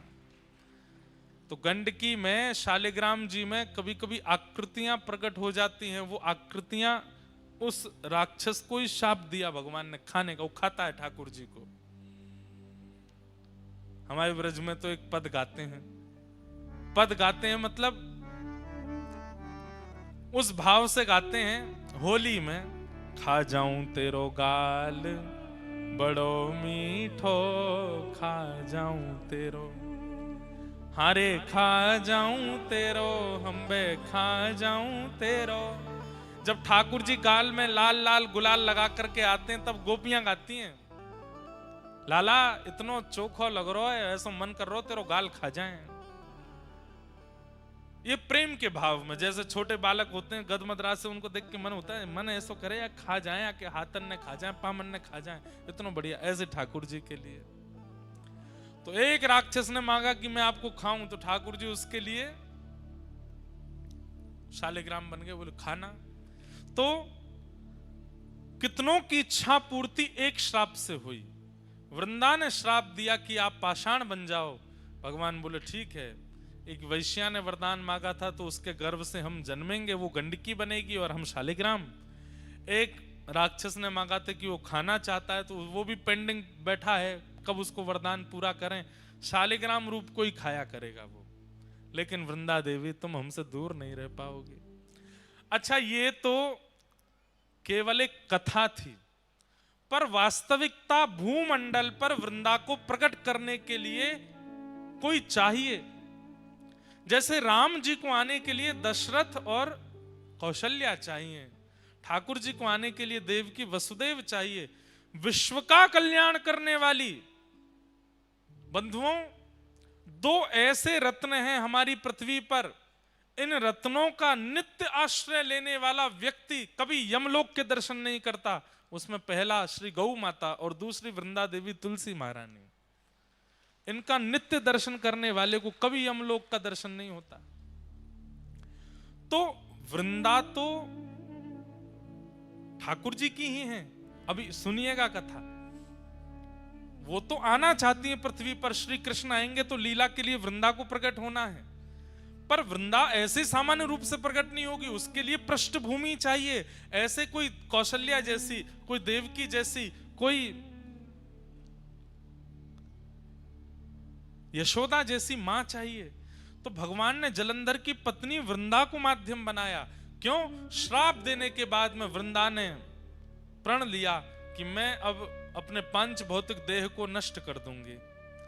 और जैसे ही वृंदा ने अपने शरीर को जलाकर के भस्म बनाया, भस्म जैसे ही बनी, ठाकुर जी ने गोलोक धाम की ओर देखा और श्री गोलोक धाम से श्री वृंदा देवी की मंजरियों को लाया गया और भगवान ने कहा अब पृथ्वी पर सबसे शुद्ध तुलसी के प्राकट्य होने की अगर कोई पृष्ठभूमि है, कोई मिट्टी है, कोई रज है, तो वो वृंदा, पातिव्रती वृंदा की ये शरीर की जो भस्म है ये है। इसमें इन मंजरियों को बो दो। जैसे ही तुलसी की मंजरियां उस भस्म में बोई गईं, उसी भस्म से, उसी रज से जो पतिव्रता नारी वृंदा थी, उसके शरीर की रज से जो प्रकट हुई वही है श्री तुलसी महारानी। बोलो तुलसी महारानी की जय। भगवान बोले अब मंगल होगा विश्व का, विश्व का मंगल करने वाली अब तुलसी जी गोलोक धाम से भूमि पर प्रकट हो चुकी हैं। सामान्यतया तुलसी जी को नहीं लाया गया, तुलसी जी के लिए कितना बड़ा योजना बनाई गई। बोले अखंड पतिव्रता नारी होगी, उसके कोख से तुलसी जी प्रकट होंगी। पर तुलसी जी क्योंकि एक वृक्ष के रूप में प्रकट होने वाली हैं, तो इनके लिए कोख क्या है? रज। कोख क्या है? मिट्टी। और वो कैसे बने? बोले पतिव्रता नारी जब अपने शरीर का त्याग करके रज बन जाएगी तो उससे प्रकट होंगे तुलसी। तो वृंदा जी की रज से तुलसी महारानी प्रकट हुई और तभी देवी देवता प्रकट हो गए। क्यों? नारायण भगवान तो धीरे धीरे पाषाण बन गए, शालिग्राम बन गए और यहाँ वृंदा महारानी तुलसी जी के रूप में प्रकट हो गई। तुरंत देवी देवता आए, आकर के गठबंधन किया और तुलसी शालिग्राम जी का विवाह कर दिया, दोनों को एक कर दिया आज ही के दिन। इसलिए आज तुलसी शालिग्राम विवाह महोत्सव भी है, तुलसी शालिग्राम जन्म महोत्सव भी है। आज शालिग्राम जी की जन्म तिथि भी है, तुलसी जी की जन्म तिथि भी आज ही के दिन प्रकट हुई है, आज ही के दिन इनका प्रादुर्भाव हुआ है। ऐसी वृंदा महारानी तुलसी महारानी को हम बारंबार प्रणाम करते हैं, शालिग्राम प्रभु को हम बारंबार वंदन करते हैं। बंधुओं, हमारे कई शास्त्रों के अनुसार माताएं शालिग्राम जी की पूजा नहीं करती, पर माताओं को विशेष रूप से तुलसी जी की पूजा करने का अधिकार है। भाई लोग शालिग्राम जी की पूजा करें और माताएं तुलसी जी की आराधना करें, शालिग्राम जी से भी अधिक फल मिलता है तुलसी जी की पूजा करने से। कहते हैं जिस घर में तुलसी जी विराजमान होती हैं उस घर में कभी यमराज नहीं जाते। जिस घर में तुलसी जी की आराधना होती है विधिवत रूप से, उस घर में पितरों को तर्पण आदि किया जाता है, पितरों का पिंडदान आदि किया जाता है, पर वास्तविकता में जिस घर में तुलसी हरी भरी खूब मात्रा में विराजमान होती हैं उस घर के पितृ मुक्त हो ही जाते हैं। जिस घर में चंदन घिसने के बाद में तुलसी जी को थोड़ा सा तुलसी जी की जो काष्ठ होता है या तुलसी जी का पत्र घिस करके चंदन में अगर मिला दिया जाए थोड़ा सा और उसको ठाकुर जी को निवेदित किया जाए, फिर ठाकुर जी को निवेदित करने के बाद अपने अंग पर लगाया जाए, तो जन्म से लेकर के तुलसी अंकित चंदन लगाने तक उस दिन तक जितने पाप बने सब नष्ट हो जाते हैं तुलसी जी का चंदन लगाने से। तुलसी जी के जो काष्ठ हैं, तुलसी जी की जो लकड़ी होती है, हमने परम पूजनीय प्रातः स्मरणीय श्री मलुक पीठ वाले महाराज जी को देखा। इतनी बड़ी तुलसी जी की काष्ठ एक रहती है उनके पास, उसमें नित्य अग्नि प्रज्वलित करते हैं और उस तुलसी जी के काष्ठ की अग्नि से 1000 दिए जलाते हैं महाराज जी नित्य संध्या में शाम को। तो हमने महाराज जी से पूछा, मैंने महाराज जी इसका क्या फल है? तो महाराज जी बोले तुलसी जी के काष्ठ से एक दिया प्रज्वलित करने से 1000 दिए प्रज्वलित करने का फल मिलता है। दिए प्रकट करते ही ठाकुर जी को जब अर्पित किए जाए ठाकुर जी बड़े प्रसन्न हो जाते हैं, पर तुलसी जी के काष्ठ से जब दिया जलाया जाता है तो एक दिया जलाने के 1000 दिया जलाने का फल, मतलब ठाकुर जी अत्यंत प्रसन्न हो जाते हैं। लेकिन महाराज जी 1000 दिए जलाते हैं नित्य एक तुलसी काष्ठ से, और इतने छोटे छोटे छोटे छोटे दिए 1000 दियों का एक इतना बड़ा बना लेते हैं, उसको प्रज्वलित करते हैं और फिर ठाकुर जी की आरती करते हैं उससे। ठाकुर जी इतने प्रसन्न होते हैं उससे। तो हरी भरी तुलसियों तब मत कुछ करना जब काष्ठ कहीं तुलसी जी के आसपास कहीं प्रकट हो जाए, टूट के अपने आप नीचे आ जाए, उसको संभाल के रख लीजिए। नित्य उस काष्ठ में थोड़ी अग्नि प्रज्वलित करो, उससे दिया जलाओ। दिया जलाने के बाद उस अग्नि को बुझा के उसकी रज अपने माथे से लगा के काष्ठ को रख दो। इतने प्रसन्न होते हैं ठाकुर जी उससे प्रकट दिए से आरती करने से। अभी तो कार्तिक का महीना, हमारे यहाँ तो तुलसी जी से ही आरती करते हैं वृंदावन में। ठाकुर जी बहुत प्रसन्न होते हैं। तुलसी जी जिस गमले में लगी हो उसकी रज, तुलसी जी की रज लेकर के कभी कभी आप तिलक धारण कर सकते हैं, और वह तिलक धारण करने से शरीर में अगर कोई बहुत गंभीर बीमारी, और सबसे बड़ी बीमारी तो भैया आजकल बुद्धि में आ जाती है, विचारों की बीमारी, नकारात्मक बीमारी, शक पैदा होने वाली बीमारी, और सही बात है गलत मार्ग पर चलने वाले विचार चित्त में आने लगते हैं। तुलसी जी की रज अपने माथे से लगाने से और माथे पर रज लगा के ठाकुर जी की आराधना करने से विचार शुद्ध होते हैं। बड़ी महिमा है तुलसी जी की। ऐसी तुलसी महारानी को हम बारंबार प्रणाम करते हैं। इस भाव से आज के दिन श्रीमन नारायण शालिग्राम रूप में प्रकट हुए और तुलसी जी के साथ में उनका विवाह। कभी आप लोग हनुमान चालीसा का पाठ करते हैं, अपनी गुरु परंपरा का पाठ करते हैं। अरे छोटे छोटे बच्चे अध्ययन भी करते हैं, अपने पढ़ाई स्कूल की कर रहे हैं, तो तुलसी जी का गमला तो बहुत सामान्य, उठा करके अपने कक्ष में विराजमान कर लो पढ़ते समय, और अपने पास में तुलसी जी रख करके आप पढ़ना प्रारंभ कीजिए। जो पढ़ेंगे भूलेंगे नहीं। ये एग्जाम देने वाले बच्चों को एक हम युक्ति बता दे रहे हैं। तुलसी जी का गमला उसकी पहले, और ऐसे नहीं कि वैसे तो तुलसी जी को पूछते नहीं, एग्जाम वाले दिन ही ले गए उठा करके, बैठो तुलसी जी पास कराओ। नहीं, तुलसी जी की नित्य आराधना आज से ही शुरू कर दीजिए। आज्ञा लेकर के तुलसी जी के पत्र तोड़ने चाहिए। द्वादशी के दिन तुलसी जी के पत्र नहीं तोड़ने चाहिए। तुलसी जी के जितने भी पत्र और आदि आदि जो नीचे गिर जाते हैं, उन सबको भी प्रणाम करके सबको इकट्ठा करना चाहिए। अगर वो बहुत सूख जाएं तो उनका चूरा बना करके, जिस दिन निषेध है तुलसी जी तोड़ना, उस दिन वही प्रयोग करके ठाकुर जी का भोग लगाया जा सकता है। और तुलसी जी की एक और महिमा, अगर तुलसी जी तोड़ नहीं सकते हैं, तुलसी जी का चयन नहीं कर सकते हैं, तो ठाकुर जी पर चढ़ी भई तुलसी उठाओ, उस पर नेक जल डालो, वही दोबारा भोग में अर्पित कर दो, वो पवित्र ही मानी जाती है। तुलसी जी की बनी कंठी माला कंठ में धारण करने वाले व्यक्ति के पीछे पीछे ठाकुर जी खिंचे चले जाते हैं। जहां जहां वो व्यक्ति जाता है, ठाकुर जी कहते हैं मैं संगे ही रहता हूं। जो गले में कंठी माला पहनता है तुलसी जी के, जो तुलसी जी के मन के पर नाम जप करता है, भगवान कहते हैं कि उसके नाम जप से, मंत्र जप से मैं बहुत प्रसन्न रहता हूं। उसके नाम में, मंत्र में फिर आलस्य, दंभ आदि आदि जो विकार हैं, ये आने बंद हो जाते हैं अगर वो तुलसी जी पर नाम उच्चारण करता है तो। और सीधी बात, आप अन्य किसी भी भाव में अगर नाम जप करते हैं तो ठाकुर जी को पता तो चल जाता है नाम जप कर रहा है, पर तुलसी जी पर जब नाम जप करते हैं तो ठाकुर जी थोड़ी पे हाथ धर के सुनते हैं आपके नाम जप को, आपके मंत्र को, आपके भाव को। ठाकुर जी को इतना प्रसन्न है। ऐसी तुलसी जी की महिमा है, उन्हें हम बारंबार वंदन करते हैं, बारंबार प्रणाम करते हैं। बोलो तुलसी महारानी की।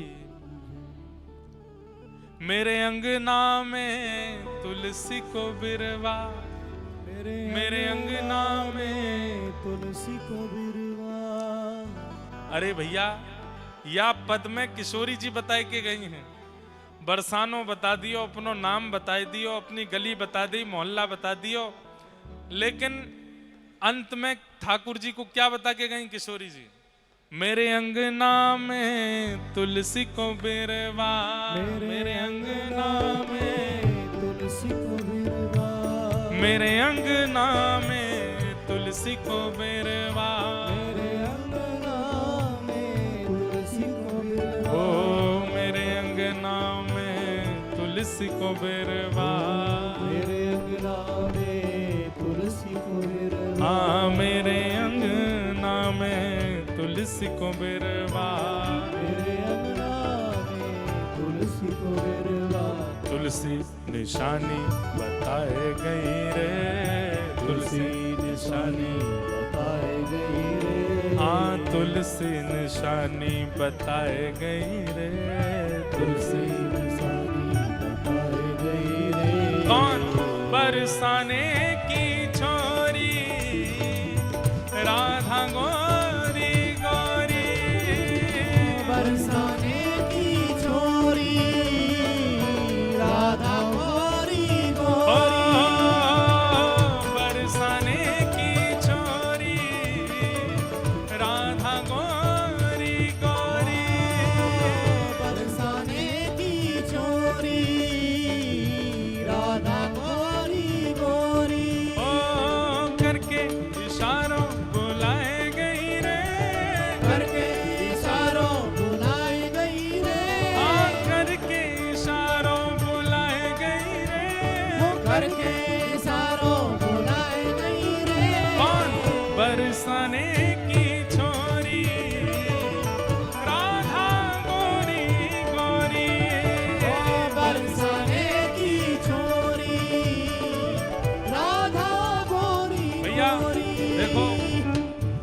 सब लोग करताल बजा रहे हैं, नृत्य कर रहे हैं, वो तो बढ़िया ही है। पर जो चुपचाप बैठे हैं, आज ठाकुर जी को ब्याह है, आज ब्याह भयो है, भुजा उठा करके करताल बजाओ सब लोग। बोलो वृषभानु के जमाई की।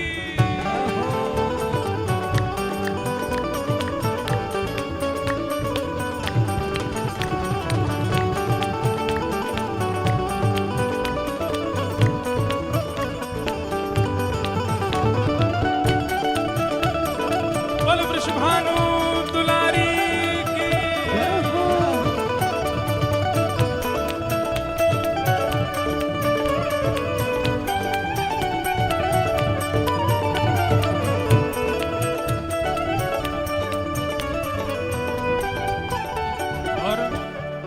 और जो कान्हा मेरो काम न जाने, जो कान्हा मेरो गाम न जाने, जो कान्हा मेरो काम न जाने, जो कान्हा मेरो गाम न जाने, हो मेरो काम न जाने, मेरो गाम न जाने, मेरो काम न जाने। मेरो गाम न जाने, अरे ये तो सब कोई जाने।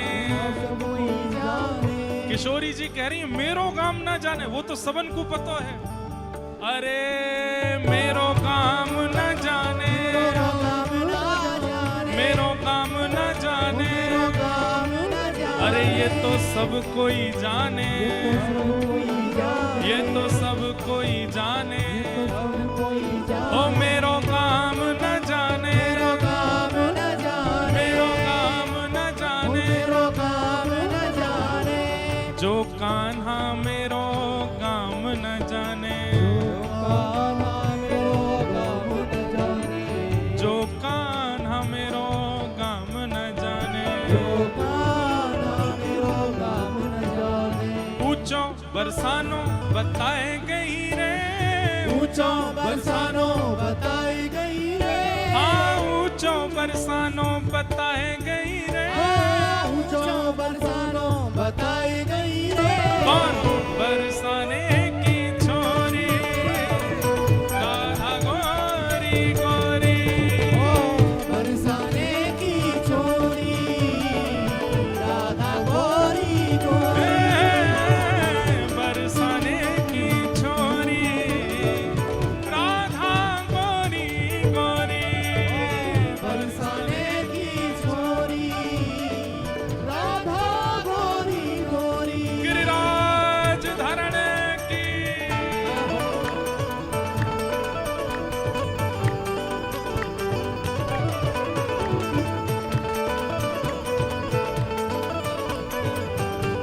जय जय श्री राम।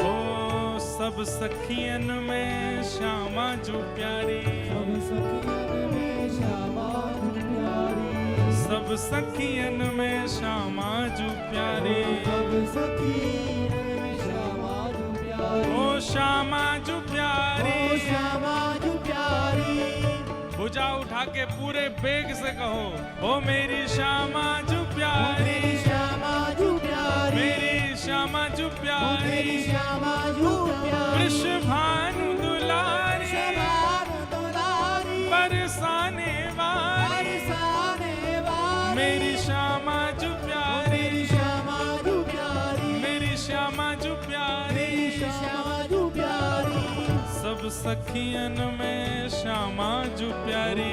सखियन में श्यामा प्यारी, ओ सब सखियन में श्यामा जो प्यारी। सब सखियन में श्यामा जो प्यारी, हाँ सब सखियन में श्यामा जो प्यारी। सब सखियन में श्यामा जो प्यारी, मोहन के मन को लोभाए गई रे, मोहन के मन को लुभाए गई रे, मोहन के मन को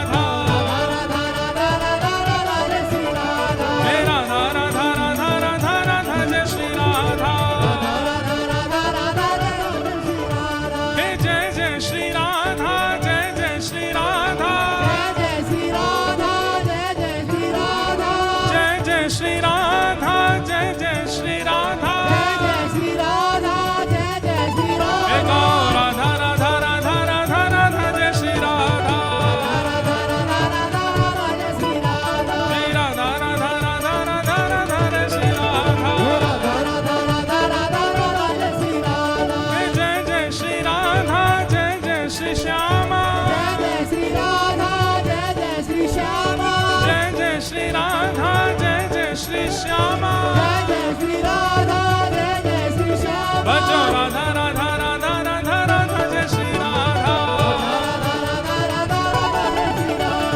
राधा राधा राधा राधा राधा जय श्री राधा। ओ बरसाने की छोरी राधा गोरी गोरी, बरसाने की छोरी। जय जय श्री राम, जय जय श्री राम, जय जय श्री राम। बोल गिरिराज धरण की, वृषभानु दुलारी की, जय वृषभानु के जमाई की, जय पूछरी के लौठा की, हुप हुप प्यारे। क्या बात है बंसी वारे, शाबाश। बैठ जाओ। जय हो जय हो, विराजो विराजो विराजो। ये जितने भी बालक कुछ बना के लाए सबसे हम ले लेंगे कथा के विश्राम में। अभी बैठो, सब लोग बैठ जाओ। तो ठाकुर जी का श्री विवाह शालिग्राम स्वरूप में श्री वृंदा महारानी के साथ में आज के दिन सुसंपन्न हुआ। और ये विवाह सब देवताओं ने मिलकर के कराया। उसी विवाह के मंगल विधान को हम लोग करके आज कथा में विराजे, इसलिए इस कथा का कहना सुनना अति अनिवार्य था। बोलो तुलसी शालिग्राम भगवान की। माताओं से हमारी विनती कि वे तुलसी आराधन खूब भाव से करें और भाई लोग श्री शालिग्राम भगवान की खूब मंगल सेवा करें। दंपति जब मिलकर के तुलसी शालिग्राम सेवा करते हैं, नियमित रूप से जैसे उसके नियम है उसी भाव से करते हैं, तो ऐसे दंपतियों में कभी विद्वेष विद्रोह और विक्षोह नहीं होता। शालिग्राम जी और तुलसी मैया दोनों दंपतियों को समीप ही रखते हैं, कभी उनमें मन मुटाव आदि कभी प्रकट नहीं होता। इस प्रकार से आज के मंगल भाव को प्रणाम। जन्माद्यस्य यतोऽन्वयादितरतः चार्थे स्वविज्ञस्वराट् तेने ब्रह्महृदायादि कवये मुह्यन्ति यत्सूरयः तेजो वारिमृदां यथा विनिमयो यत्र त्रिशर्गो मृषा धाम्ना स्वेन सदा निरस्तकुहकं सत्यं परम धीमहि। बंधुओं, हमें ऐसा संकेत प्राप्त हुआ आज कि कई बालक और कई लोग गुजरात के दीक्षा क्रम के बारे में जानकारी चाह रहे हैं। तो उन सब के लिए हमारी ऐसी प्रार्थना है, आगामी 4 तारीख को, यानी कि आज 2 है, कल 3, परसों 4 तारीख को वैकुंठ चतुर्दशी है। और वैकुंठ चतुर्दशी हमारे श्री वैष्णव संप्रदाय में उसकी बड़ी महत्ता है। उसी दिन सुबह के सत्र में दीक्षा क्रम होगा और कल कथा प्रारंभ से पूर्व, मतलब यहाँ 7:30-8 बजे तक कथा का समय है, लोग बाग भोजन करके आते हैं, तो इसलिए उससे पूर्व आकर के 6 बजे यहाँ पर नामांकन होंगे। सब लोगों को अपना नाम, पता, गोत्र सब यहाँ लिखवाना है। जिनकी दीक्षा होनी है परसों केवल वही लोग। यहाँ 6 बजे से लेकर के और 7:30 बजे तक के लिए बाहर एक काउंटर लगेगा, वहाँ अपना नाम, पता, गोत्र। वैसे हमारा मन तो नहीं था, अब अगले वर्ष का ही क्रम था, पर बहुत भावनाएं आई तो फिर गुजरात बार बार आना नहीं होता। वैसे हम आ रहे हैं दोबारा गुजरात जनवरी में। 2 जनवरी से लेकर के 8 जनवरी तक गुजरात के बड़ोदरा में भागवत की कथा है। और वहाँ नव वर्ष 2026 के उपलक्ष्य में आप सब लोगों के बीच में श्री वृंदावन प्रकट उत्सव श्रीमद् भागवत की कथा हम लोग श्रवण करेंगे। तो वैसे तो उसमें भी है, लेकिन तब शायद व्यस्तता ज़्यादा रहेगी, इसलिए गुजरात के जितने भी वैष्णव हैं वो जो दीक्षा के इच्छा बहुत ज़्यादा रखते हैं, वे लोग कल यहाँ 6 से 7:30 बजे तक नामांकन करा सकेंगे और परसों सवेरे लगभग 8 बजे से दीक्षा का क्रम होगा।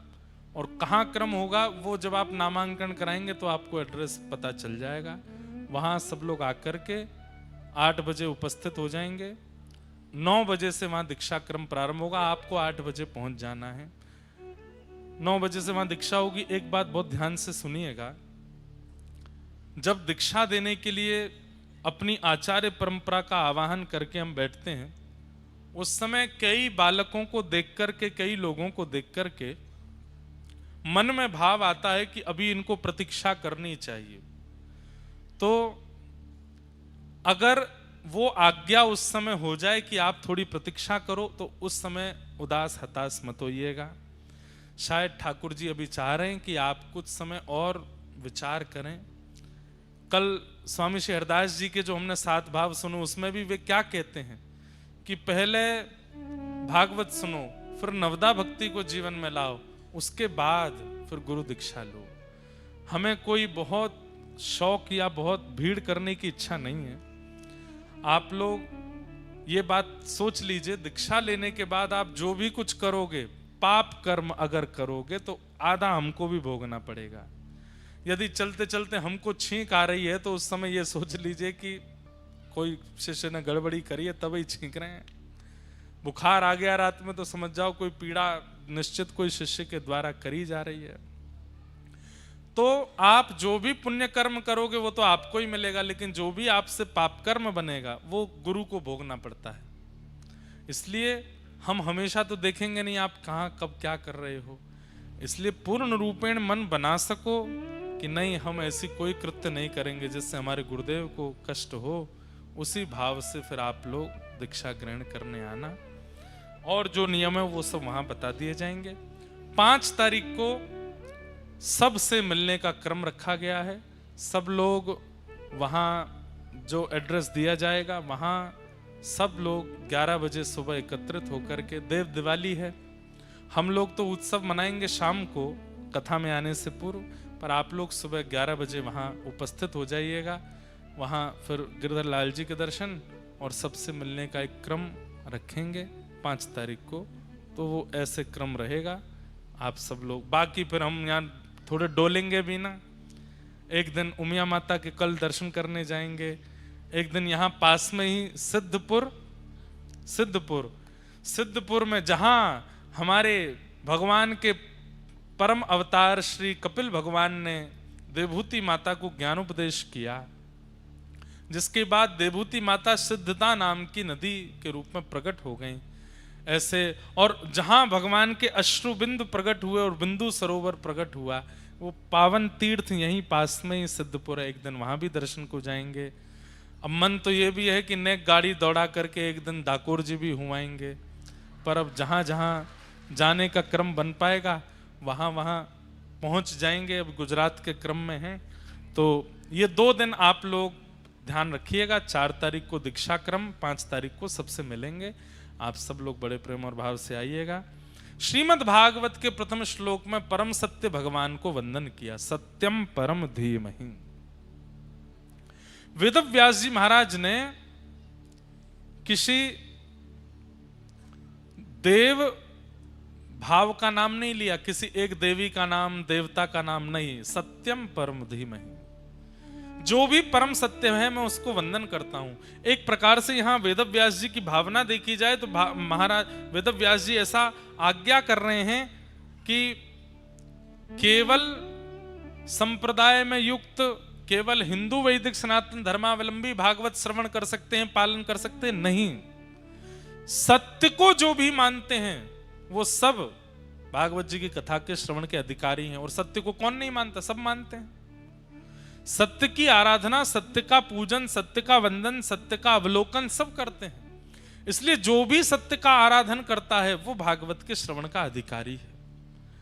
भागवत के पालन का अधिकारी। जैसे कॉलेज यूनिवर्सिटी में एक नियम है कि इतने परसेंट मार्क्स आएंगे तो ही आपको एडमिशन मिलता है, या फिर किसी कंपनी में आपको हायर तब किया जाता है जब आपकी इतनी कैपेबिलिटी हो। ठीक वैसे ही श्रीमद् भागवत का कृपा अधिकारी कौन है?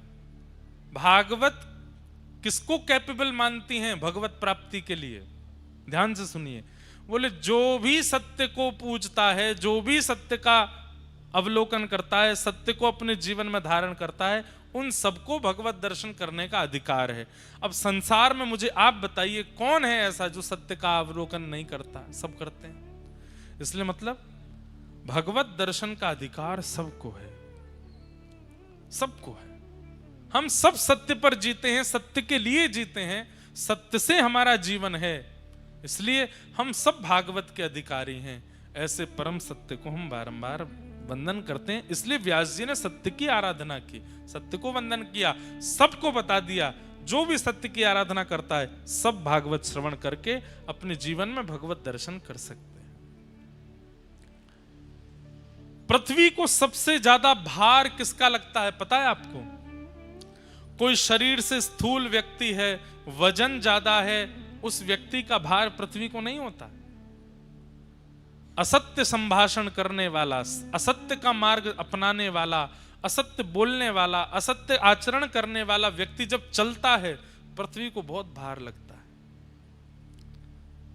इसलिए अनेक रूपों में सत्य को जीवन में आचरण में लाइए।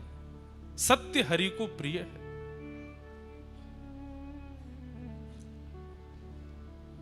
कई लोग कहते हैं महाराज जी संसार इतना चतुर बन गया है कि कभी कभी अपनी रक्षा के लिए और संसार में निर्वहन करने के लिए झूठ का आश्रय लेना पड़ता है। हमारी एक बात बहुत ध्यान से सुनिए।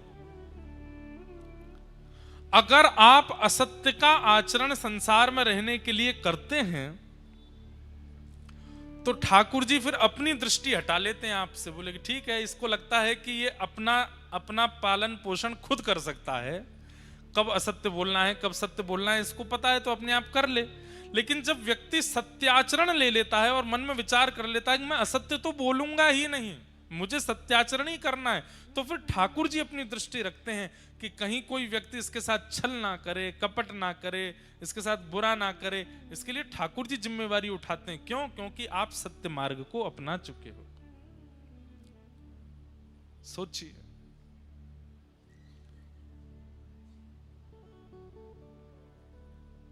एक राजस्थान में एक भक्त हुए, उनका नाम था, अभी बताता हूं देख के। इतने भक्तों की कथा होती है कि कभी कभी निकल जाते हैं चित्त से।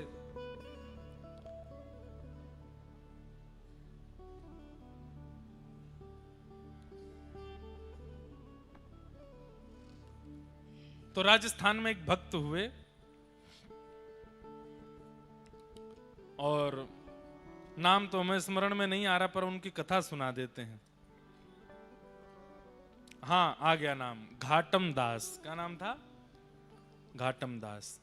उनकी लीला कथा हमने कई बार सुनाई है कथाओं में, पर एक बात कितनी सुंदर है उनकी लीला कथा की, ध्यान से सुनना। तो राजस्थान में जयपुर के पास में आमेर एक जगह है, वहीं आसपास ही घाटम दास जी रहते थे। और आप पुस्तैनी चोर थे। कौन थे? पुस्तैनी चोर। पुस्तैनी चोर समझते हैं? अच्छा, हमें पहले ऐसा लगता था कि ऊंझा राजस्थान के इतना पास है, यहां पर गुजराती कम बोलते होंगे लोग। लेकिन हमको कल पता चला, बोले महाराज जी यहां तो कोर गुजराती बोलती है। यहां तो सबसे ज्यादा गुजरात, और जो बोले एक प्रकार से मूल गुजरात, बोले उत्तर गुजरात है। यहां का प्रभाव उदयपुर तक है। उदयपुर तक भी थोड़ी थोड़ी गुजराती भाषा बोल लेते हैं लोग, समझ लेते हैं।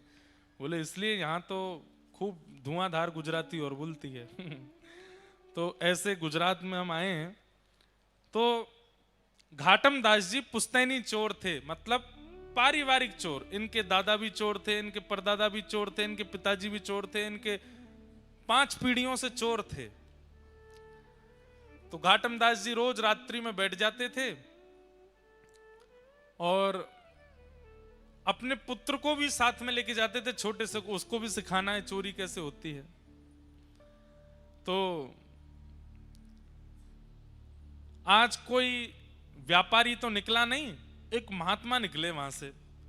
तो अंधेरे के कारण घाटम दास जी को पता नहीं चला, इन्होंने तुरंत जाला फेंक करके महात्मा जी को बस में कर लिया, कब्जे में कर लिए। बाद में जब दिया जला के देखा तो महात्मा थे, तुरंत वो हटाया जिससे पकड़ते थे। बोले महाराज जी क्षमा कर दो। तो महात्मा जी बोले भाई ये सब क्यों करते हो तुम? बोले ये तो हमारा पुश्तैनी काम है, हमारे रोम रोम में, हमारे रग रग में चोरी है, क्योंकि हमारी 8 पीढ़ियां निकल गई। हम लोग जाने ही इसी के लिए जाते हैं, हम चोरी करते हैं, ये हमारा पेशा है, यही हमारा काम है। अगर कोई हमको दान पुण्य करके कुछ दे जाता है तो हमारे घर में भोजन जब बनता है तो उसमें स्वाद नहीं रहता, चोरी के भोजन में ही स्वाद आता है। चोरी का कपड़ा ही हम पहनते हैं, अगर बिना चोरी का कपड़ा पहन ले तो कपड़ा फट जाता है। हमारे यहां तो पुश्तैनी चोरी होती है। बोले चोरी तो हम नहीं छोड़ सकते, लेकिन महाराज जी आज आप हमें मिले हैं, संत कृपा हुई है, कुछ आप आज्ञा कर दीजिए चोरी छोड़ने के अलावा। चोरी नहीं छोड़ पाएंगे, और कोई आज्ञा आप कर दो। तो संत बोले अच्छा ठीक है, तो हम वैसे तो एक ही आज्ञा कर दे कि चोरी छोड़ दो, पर चोरी छोड़ दो ये आज्ञा नहीं कर सकते, इसके बदले 3 आज्ञा करेंगे। बोले हाँ मंजूर है, आज्ञा करो आप। बोले पहली आज्ञा, सदा सत्य बोलना, चोरी करना पर सत्य बोलना। ठीक है। दूसरी आज्ञा, जो भी चोरी करके लाओ उससे थोड़ा अंश संतों की सेवा में लगाना, संत सेवा करना, साधु संतों की सेवा करना। और जो भी खाओ उसे पहले भगवान को अर्पण करना, भगवान की आरती दर्शन करना, मंदिर में जब भी कहीं मंदिर दिख जाए रुक करके प्रणाम करना। 3 आज्ञा कौन कौन सी? पहली आज्ञा सदा सत्य बोलना, दूसरा संत महात्माओं की सेवा करना, और इसी दूसरी आज्ञा में ही था कि ठाकुर जी को निवेदित करके पाना, जो भी पाओ भोग लगा के पाना। और तीसरा, कभी भी मंदिर दिखे, कोई स्थान ऐसा देव स्थान दिखे तो रुक करके प्रणाम करना, जो आज्ञा। ये 3 काम तो मैं कर लूंगा। वो ठीक है। अब धीरे धीरे घाटम दास जी चोरी में निपुण होते गए। संत कृपा से उनकी इतनी बढ़िया बढ़िया चोरी होने लगी, खूब धन हो गया उन पे। अब वो तो महाराज गुरुजी के आश्रम में जाते, भंडारा कराते, गुरुजी का आश्रम भी बनवा दिया, सब कुछ कर दिया उन्होंने। लेकिन एक दिन उनके मन में आ गया, बताइए गुरुजी की कृपा से मुझे सब कुछ प्राप्त हो गया, आज तक मैं पकड़ा भी नहीं गया, पर गुरुजी की जो प्रथम आज्ञा थी, सबसे पहली आज्ञा जिसके लिए मैंने मना किया, वही मैंने मना कर दिया कि मुझे मत आज्ञा करो, क्यों ना मैं चोरी छोड़ दूं। उनके मन में भाव आया कि अब मैं चोरी छोड़ देता हूं। धीरे धीरे उन्होंने चोरी छोड़ दी, लेकिन बेटे से कहा तू करता रहे, मैं छोड़ देता हूं। गुरु जी के यहां वार्षिक उत्सव होता था गुरु पूर्णिमा का। इस बार घाटम दास जी बोले कि अब इतना धन धान्य, बेटा इतना निपुण नहीं है, ज्यादा धन है नहीं घर में, गुरु जी के यहां कुछ लेकर के जाना है। आप लोग ये मत सोच लेना कि हम ऐसा कह रहे हैं कि गुरु जी के यहां जाने के लिए धन ना हो तो चोरी करके भी लेके जाया जा सकता है। हमको सब कवर अप करके बोलना पड़ता है, क्योंकि आजकल सोशल मीडिया पे लोग आगे पीछे की काट के डाल देते हैं वीडियो। देखो महाराज जी बोले गुरु घर जाते समय दक्षिणा चोरी करके भी ली जा सकती है, इसलिए हम पहले ही संकेत कर रहे हैं, आप ऐसा मत करना। तो घाटम दास जी बोले चोरी तो मैं करता नहीं, घर में इतना धन नहीं कि गुरु जी को दे सकूं। ठीक है, अब वयोवृद्ध तो मैं हो ही गया हूं, एक आखिरी बार चोरी कर लेता हूं गुरु जी को दक्षिणा देने के लिए। बोले क्या करें? बोले आखिरी बार कर रहे हैं तो बड़ी चोरी करते हैं, कोई छोटी मोटी नहीं। तो राजा एक श्वेत घोड़े पर बैठकर के घूमता है, जिस घोड़े की कीमत लाखों बताई गई। अगर वो घोड़ा मैं चुरा लूं राजा का, तो मेरा काम बन जाएगा, उस घोड़े को बेच करके घर भी चल जाएगा, गुरु जी के यहाँ सेवा भी हो जाएगी। घाटम दास जी गए, एक सामान्य से घोड़े पर बैठ करके गए। जैसे ही राजभवन में प्रवेश करने लगे, सैनिकों ने रोक लिया। कौन हो? घाटम दास जी बोले, गुरु जी की आज्ञा है, सत्य बोलना है। चोर हूं। सैनिकों से बोले, चोर हूं। सैनिक बोले, बताओ, कोई चोर कहता है कि मैं चोर हूं? ये जरूर कोई राजा का निज सिपाही है। हमने पूछ लिया कौन हो, तो बुरा मान गया, तो बोल रहा चोर हूं। अब भैया बुरा क्यों मान रहे हो आप? हमको कुछ, हमारा तो फर्ज है पूछना कौन हो, इसलिए हमने पूछा कौन हो। बोले चोर हूं, मैं भी तो बता रहा हूं। सैनिक बोले ज्यादा ही बुरा मान गए। अच्छा भैया किस काम से आए? बोले चोर हूं, चोरी करने आया हूं। सैनिक बोले भैया हमें तो ऐसा लगता है ज्यादा बुरा मान के कहीं राजा से शिकायत करके हमको गेट खोलो जल्दी जाने दो। बोले भैया ठीक बुरा नहीं मत, जाओ अंदर जाओ। भीतर जाने दिया। घाटम दास जी बोले, जय हो गुरुदेव, बड़ी कृपा, सत्य बोल रहा हूं फिर भी नहीं रोक रहा कोई। भीतर प्रवेश मिल गया। राजा के घुड़साल में गए, अपना घोड़ा छोड़ दिया, राजा के घोड़ा पे बैठे निकलने लगे। सफेद घोड़े पे बैठ के जैसे ही निकले, जैसे ही बाहर आए तो सैनिकों ने फिर देखा। बोले कि ये तो राजा का घोड़ा है। बोले बताया तो था, चोर हूं, चोरी करने आया हूं, चोरी करके ले जा रहा हूं। अरे भैया तुम तो बहुत ही बुरा मानते हो, जाओ आप जल्दी जाओ, निकलो निकलो यहां से। भाई राजा ने ही भेजा होगा कि घोड़ा ले जाओ, हमारा कहीं चिकित्सा कराओ, पर हम लोग ज्यादा ही पूछताछ कर लेते हैं। यहां थोड़ी देर बाद राजा निकला, मेरा घोड़ा कहां है? घोड़ा देखा तो मिला नहीं। हल्ला मच गया, राजा का घोड़ा कहां है? तो सिपाहियों, अरे वो आपका निज सिपाही लेकर के गया। बोले कौन सा निज सिपाही?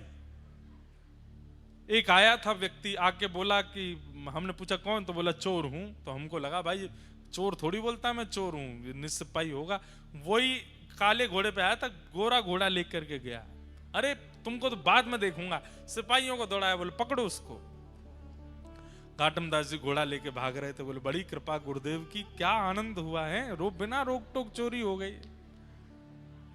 लेकिन तभी एक मंदिर में घंटे घड़ियाल बज रहे थे। गुरुदेव की दूसरी आज्ञा थी, जहां कहीं भी मंदिर देखो रुक जाना। घाटम दास जी तुरंत रुक गए, बिल्कुल मन में चिंतन ही नहीं किया कि पीछे सैनिक आ रहे होंगे पकड़ लेंगे। गुरु की आज्ञा है, उसका पालन करना है। अपना घोड़ा बाहर बांध दिया। घाटम दास जी जैसे ही अंदर गए पूजा अर्चना करने, आहा गुरु आज्ञा का ऐसा फल, वो गोरा घोड़ा काला पड़ गया अपने आप ही। और यहां सैनिक आए, सैनिक देख करके एक बार तो आगे भग गए, फिर देखा, बोले कि ये घोड़े की कद काठी मुखमंडल तो वैसा ही है, लेकिन ये काला कैसे हो गया? अंदर देखा तो घाटम दास जी परिक्रमा कर रहे थे मंदिर की। बोले यही तो है वो चोर। पकड़ लिया सैनिकों ने। बोले तुम ही आए थे राजभवन में? बोले हाँ जी। क्या करने आए थे? बोले मैंने बताया तो था, चोरी करने आया था। राजा का घोड़ा चोरी करके भागा। अच्छा रुक क्यों गए? बोले गुरुदेव की आज्ञा थी, मंदिर कहीं भी देखो तो प्रणाम करना, इसलिए प्रणाम करना रुक गया। अच्छा सब चीज छोड़ो, ये वही घोड़ा है जो तुमने चोरी किया? बोले हाँ ये वही है। ये काला कैसे हो गया? बोले ये मुझे नहीं पता काला कैसे हो, मैंने तो गोरा घोड़ा ही चुराया था, काला कैसे बना ये मुझे नहीं पता।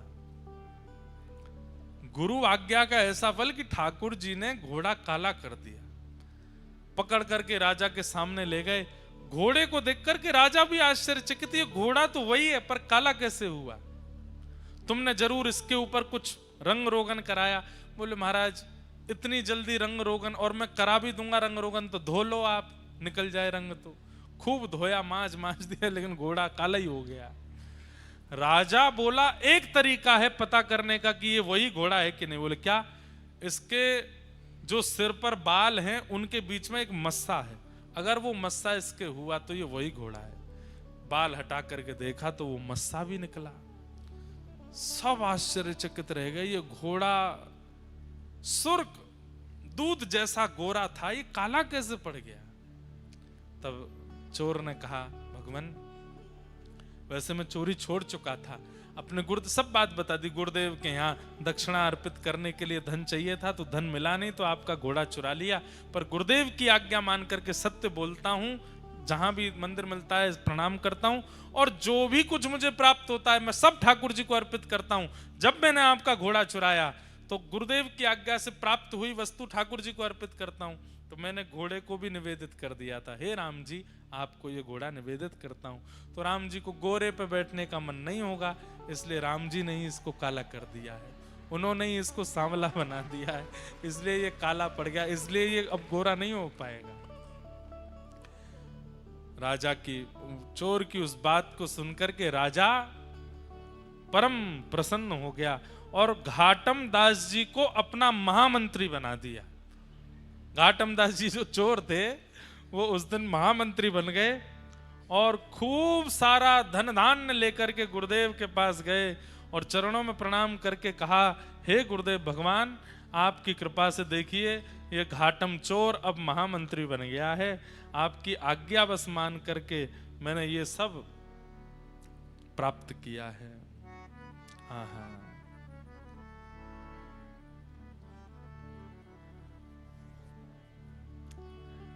घाटम दास जी ने कई पद भी गाए। फिर उसके बाद जब महामंत्री कुछ दिन उस पद पर रहे और फिर उसके बाद उन्होंने महामंत्री का पद भी छोड़ दिया। बोले ठाकुर जी ने मुझे सब कुछ दे दिया, गुरुदेव ने सब कुछ दे दिया, अब मैं ठाकुर जी को क्या निवेदित करूं। तो लिखना शुरू किया, पद बना बना करके ठाकुर जी को निवेदित करने लगे।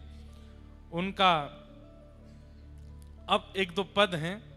एक पद क्या है, पहले तो मैं यूं ही खाता, पहले तो मैं ऐसे ही खाता था, अब तो ना कर खावा छू खावा छा, गल में माला माथे तिलक थारे निमित्त लगावा छा, मान है तो एता कर दीना थाने की ना काई रे। मैंने तो आपके लिए इतना किया, आपने मेरे लिए क्या किया। ठाकुर जी से कह रहे हैं, घाटम दास जात को मीना तारोगे के नाई रे। पहले तो मैं यूं ही खाता, अब तो नहाकर खावा छा, गल में माला माथे तिलक थारे निमित्त लगावा छा, महाने तो एता कर दीना, मैंने तो इतना किया आपके लिए, नहा के खाता हूं तिलक लगाता हूं। कितनी सरल बात है उनकी। ठाकुर जी कह रहे हैं इसको ये बहुत मानता है। बताओ, लोग हजार हजार वर्ष तक तपस्या करते हैं तब मेरा दर्शन नहीं होता, ये तिलक लगाना और केवल नहाने मात्र को मुझे गिना रहा है, कितना सीधा है। माने तो एता कर दीना थाने की ना खाई रे, घाटम दास जात को मीना तारोगे के नाई रे। मुझे तारोगे कि नहीं। इतनी सरल बात घाटम दास ने कही, तुरंत अपने हाथ में धनुष बाण लेकर के राघवेंद्र सरकार प्रकट हो गए घाटम दास के आगे, केवल तिलक लगाना और नहाने मात्र से। इतने प्रसन्न हो गए ठाकुर जी उससे, लुआरे घाटम दास तेरी भक्ति पर हम रीझ गए। फिर उन्होंने और भी पद गाए, जे नर रसना नाम उचारे, जो नर अपनी रसना से भगवान का नाम गाते हैं, केतक बात आप तरिवे की कोटि पतित निस्तारे, जे नर रसना नाम उचारे, काम क्रोध मद लोभ तजे, और जीव दशा अति पाले, और वसुधा पर तीरथ हैं जेतक तिन्हू के अधटाले, जे नर रसना नाम उचारे। धरती पर जितने तीर्थ हैं उतने तीर्थ जाने का फल मिल जाता है किसको, जो व्यक्ति अपनी रसना पर भगवान का नाम सदा के लिए विराजमान कर लेता है। घाटम दास राम को परिचय तिन्हू लोक उधारे। कितनी बड़ी बात कह रहे हैं। किसी पुलिस कर्मी से आपका संबंध है तो नाका पर अगर आपकी गाड़ी रुक जाएगी तो आप कह दो, ओ भैया वो पुलिस वाले भाई साहब हमारे चाचा लगते हैं, तो नाका खुल जाएगा, आपको आगे जाने दिएगा। बड़े मंत्री से आपकी पहुंच है तो कहीं भी आने जाने के लिए आपकी रोक टोक हो, मंत्री जी का परिचय दे दो, आपको सारे रास्ते खुल जाएंगे। लेकिन कहीं यमराज पकड़ने आ गए और आप कहो कैबिनेट मंत्री जी हमारे फूफा हैं, यमराज कहेगा ये देखा दंड पानी हूं मैं, मंत्रियों की चलेगी यहां पे? अरे आप नहीं जानते? बोले क्या? डीएसपी एसएसपी सब हमारे चाचा फूफा लगते हैं। यमराज के आगे इन संबंधों से कोई काम नहीं चलेगा। लेकिन यमराज अगर सामने आ जाए और आप कह दो हम श्री राधा रमन के हैं और राधा रमन हमारे हैं, यमराज जी कहेंगे जय हो भैया, यमलोक नहीं जाना तुमको, तुमने ऐसे का परिचय दिया है, जाओ तुम्हारे लिए तो वैकुंठ लोक प्रतीक्षा कर रहा है। घाटम दास राम को परिचय, अगर आपकी जिह्वा पर राम नाम विराजमान है तो एक प्रकार से ठाकुर जी आपके परिचय बन चुके हैं। उस परिचय से क्या होगा? बोले तीनों लोक उधारे। ठाकुर जी से कोई संबंध बना लो और फिर जब यमराज सामने आवे, अरे हम तो कहते हैं इंद्र के भी अगर स्वर्ग ले जाने वाले गण सामने आवे तो भी ठाकुर जी से अपना परिचय उनको बता दोगे तो ना नर्क जानो पड़ेगा ना स्वर्ग जानो पड़ेगा। ठाकुर जी के परिचय के तो तीनों लोक पार करके सीधे वैकुंठ की प्राप्ति होएगी। घाटम दास राम को परिचय तीनों लोक उधारे, जे नर रसना नाम उचारे। तो हमने घाटम दास जी का चरित्र क्यों सुनाया? गुरु आज्ञा से केवल जीवन में सत्य ले आए तो ठाकुर जी घाटम दास की रक्षा करने लगे। झूठ नहीं बोलेंगे तो कैसे जिएंगे? ठाकुर जी अपना वरदहस्त और अपनी दृष्टि दोनों हटा लेते हैं। ठीक है तो फिर तू अपने आप ही रहे। लेकिन जो व्यक्ति सत्य आचरण करता है, छल कपट आदि सबको छोड़ देता है, भले ही जीवन में संकट आते हैं फिर भी सहता है, ठाकुर जी फिर अपना वरदहस्त रखते हैं।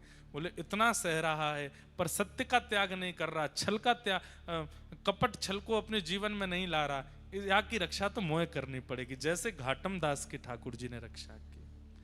इसलिए भैया सत्य कौन है? ठाकुर जी का प्रथम स्वरूप है और यहां पर वेदव्यास जी ने उसी सत्य को वंदन किया। सत्यम परम धीमहि। हमें पता है समय अधिक हो गया है, लेकिन हमें पता ही नहीं चला कि 11:15 बज गए। हमें तो इतना आनंद आ रहा है ऊंझा में कथा कहने में, खूब सुख मिल रहा है।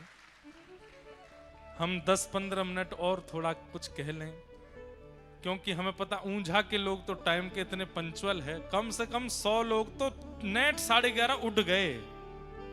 चाहे प्रसंग कितना भी बढ़िया चल रहा है, भाई 11:30 हो गए, जाना है, इतना ही टाइम है।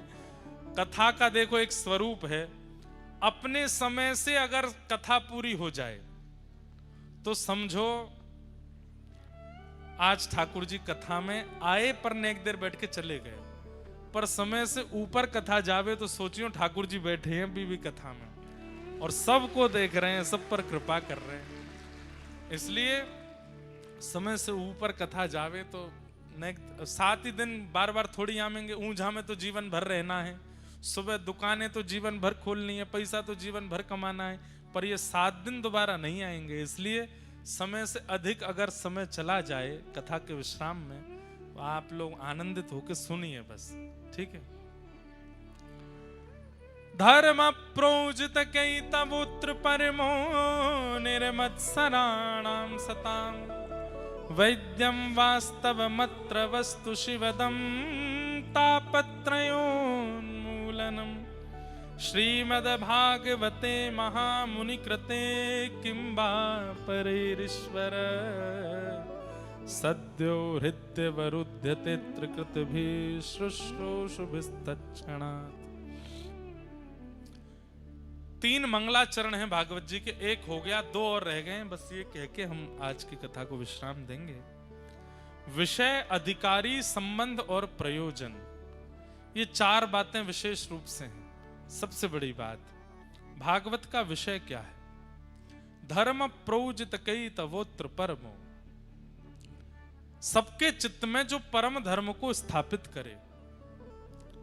परम धर्म क्या है? जहां पर व्यक्ति अपने देह की चिंता ना करके अपनी आत्म की चिंता करता है।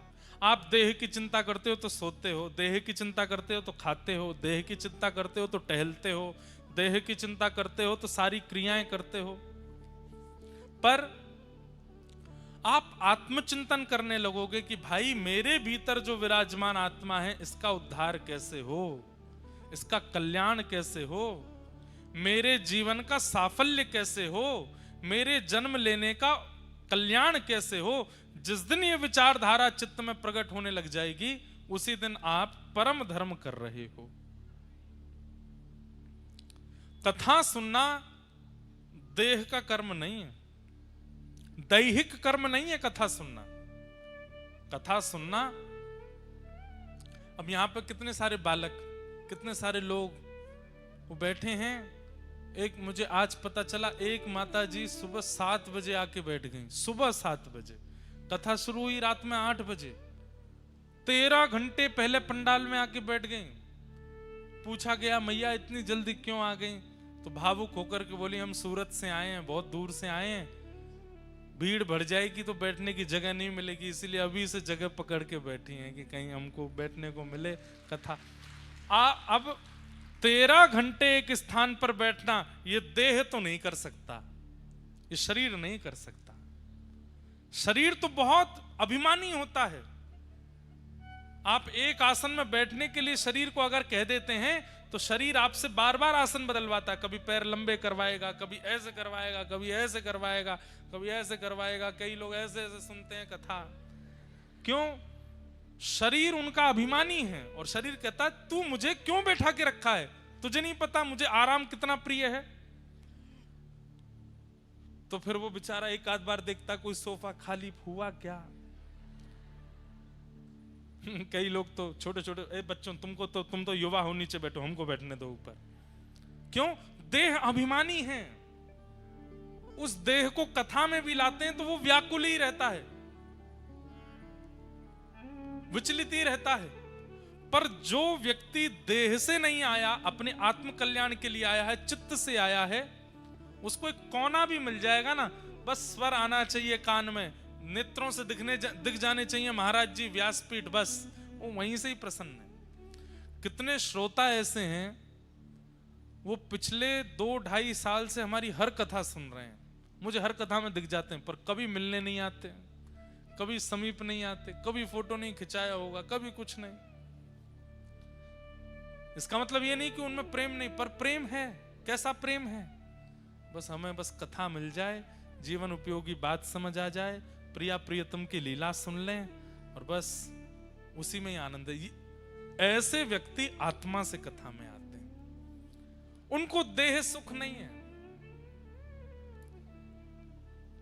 तो कथा सुनना ये देह सुख नहीं है। देहाभिमानी व्यक्ति कथा नहीं सुन सकता।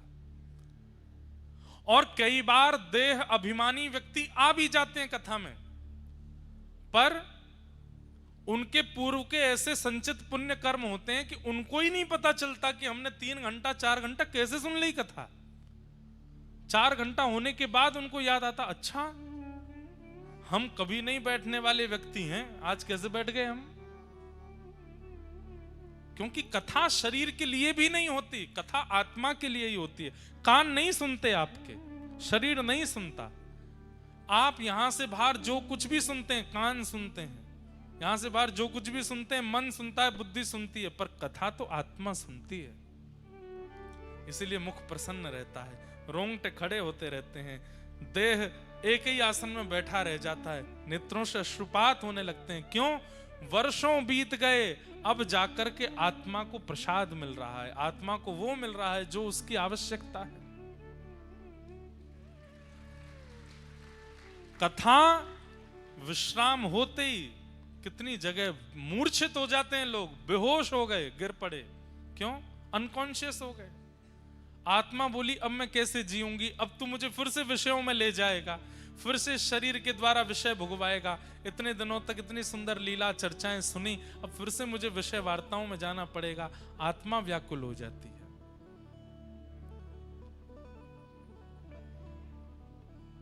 तो धर्म प्रोजित कई तवोत्र परमो, परम धर्म क्या है? जिस दिन आप देह की चिंता छोड़ करके आत्मचिंतन करते हैं और इसका कल्याण का विचार करने लगते हैं, हर जन्मदिन पर चिंता करो। कितने साल के हो गए? 28 साल के हो गए, 29 साल के, 30 साल के हो गए, 100 साल का जीवन मिला, 30 साल तो खत्म हो गए, कितने बचे? 70 बचे। अब 70 भी पूरे कोई जी नहीं पाएंगे हम, हमें पता है। 60 के बाद तो बस व्यवस्थाएं देखो, अब कब जाना हो जाए पता नहीं है, अब आजकल कुछ पता नहीं है, इतनी लंबी आयु तो है नहीं। तो 60 के बाद तो प्राण निकल कभी भी जा सकते हैं। स्वाभाविक मृत्यु 70-80 के बीच में आजकल हो रही है सब लोगों की। मूल रूप से देखा जाए तो आप 20 साल के हो गए, 25 साल के हो गए, तो आपके पास में अब शेष केवल 30 साल हैं। हजार सालों में जाकर के भगवान दर्शन नहीं देते, मेरे पास केवल 30 साल बचे हैं और मुझे भगवत प्राप्ति करनी है। इस देह में व्यवस्थित आत्मा का कल्याण करना है, उसको निवृत्त करना है ताकि वो पुनर्जन्म ना लेवे। आद्य गुरु शंकराचार्य भगवान कहते हैं, मानव का एक ही उद्देश्य होना चाहिए, ऐसे कर्म करे कि दोबारा पृथ्वी पर ना आना पड़े। पुनरपि जननम पुनरपि मरणम पुनरपि जननी जठरे शयनम, बार बार मातृ गर्भ में आना, और क्या पता अगला जन्म कहां हो। इसलिए इसी जन्म में अब शेष जीवन जो है वो ठाकुर जी को अर्पित करके, भगवत कथा श्रवण करके, भगवत वार्ताओं में रह करके, भगवत जनों का संग करके, भगवत लीलानु कथा में अपने आप को ओतप्रोत करके व्यतीत करना है। ठाकुर जी श्याम सुंदर को हम प्राप्त हो जाएं। ये विचार जिस दिन आपके चित्त में आ जाए, उसी दिन आप धर्म से ऊपर उठ के अब परम धर्म कर रहे हो, क्योंकि अब आपको अपने अंदर विराजमान उस आत्मा की चिंता हो गई, उसके कल्याण का निवारण करना है। और भागवत धर्म से व्यक्ति को परम धर्म सिखाती है, मतलब देह सुख से आत्म सुख की ओर ले जाती है। इसीलिए भागवत का ये विषय है, धर्म प्रयोजित कही तवोत्र परमो। इसके लिए सबसे पहले त्याग क्या करना पड़ेगा कि आपके चित्त में आत्म कल्याण की भावना प्रकट हो जाए। उसके लिए सबसे पहला आपको क्या करना पड़ेगा? तो निर्मत्सराणाम सताम, दूसरे के सुख के प्रति जो आपके चित्त में ईर्ष्या होती है उसका त्याग करना पड़ेगा। किसी की भी उपलब्धि देखो, किसी के भी बारे में सुनो, किसी की भी प्रशंसा सुनो, सब सुन करके आपके चित्त में आना चाहिए, तेरा मंगल मेरा मंगल सबका मंगल हो रे। हे ठाकुर जी, आप सबका मंगल करो। मुझे बहुत प्रसन्नता है कि वो व्यक्ति करोड़ों कमा रहा है, मुझे बहुत प्रसन्नता है उसका ब्याह बहुत अच्छे घर में हो गया, मुझे बहुत प्रसन्नता है वो व्यक्ति उपलब्धियों को प्राप्त कर रहा है। अब मुझे ईर्ष्या नहीं होती किसी से कि मुझसे कोई आगे निकल गया ना, सबसे प्रसन्न हूं मैं। ये जीवन में जिस दिन स्थिति बन गई आपकी, उसी दिन आप आत्म कल्याण के मार्ग पर आ जाओगे। और जब तक ये प्रतिस्पर्धा लगी हुई है, इसको मुझसे ज्यादा कैसे मिल गया, ये मुझसे आगे कैसे गया, इसको ये कैसे हुआ, इसकी इतनी प्रशंसा मत करो, मैं जानता हूं अंदर से वो कैसा है, ये सब भावनाएं, ये आत्म कल्याण में बाधा है। यहां पर काम का नाम नहीं लिया, क्रोध का नाम नहीं लिया, लोभ का नाम नहीं लिया, यहां पर नाम लिया ईर्ष्या का। इसका मतलब क्या है? काम क्रोध लोभ से भी ज्यादा बड़ा दोष यदि कोई है तो वो ईर्ष्या है। और एक बात बोल दूं, पंडाल में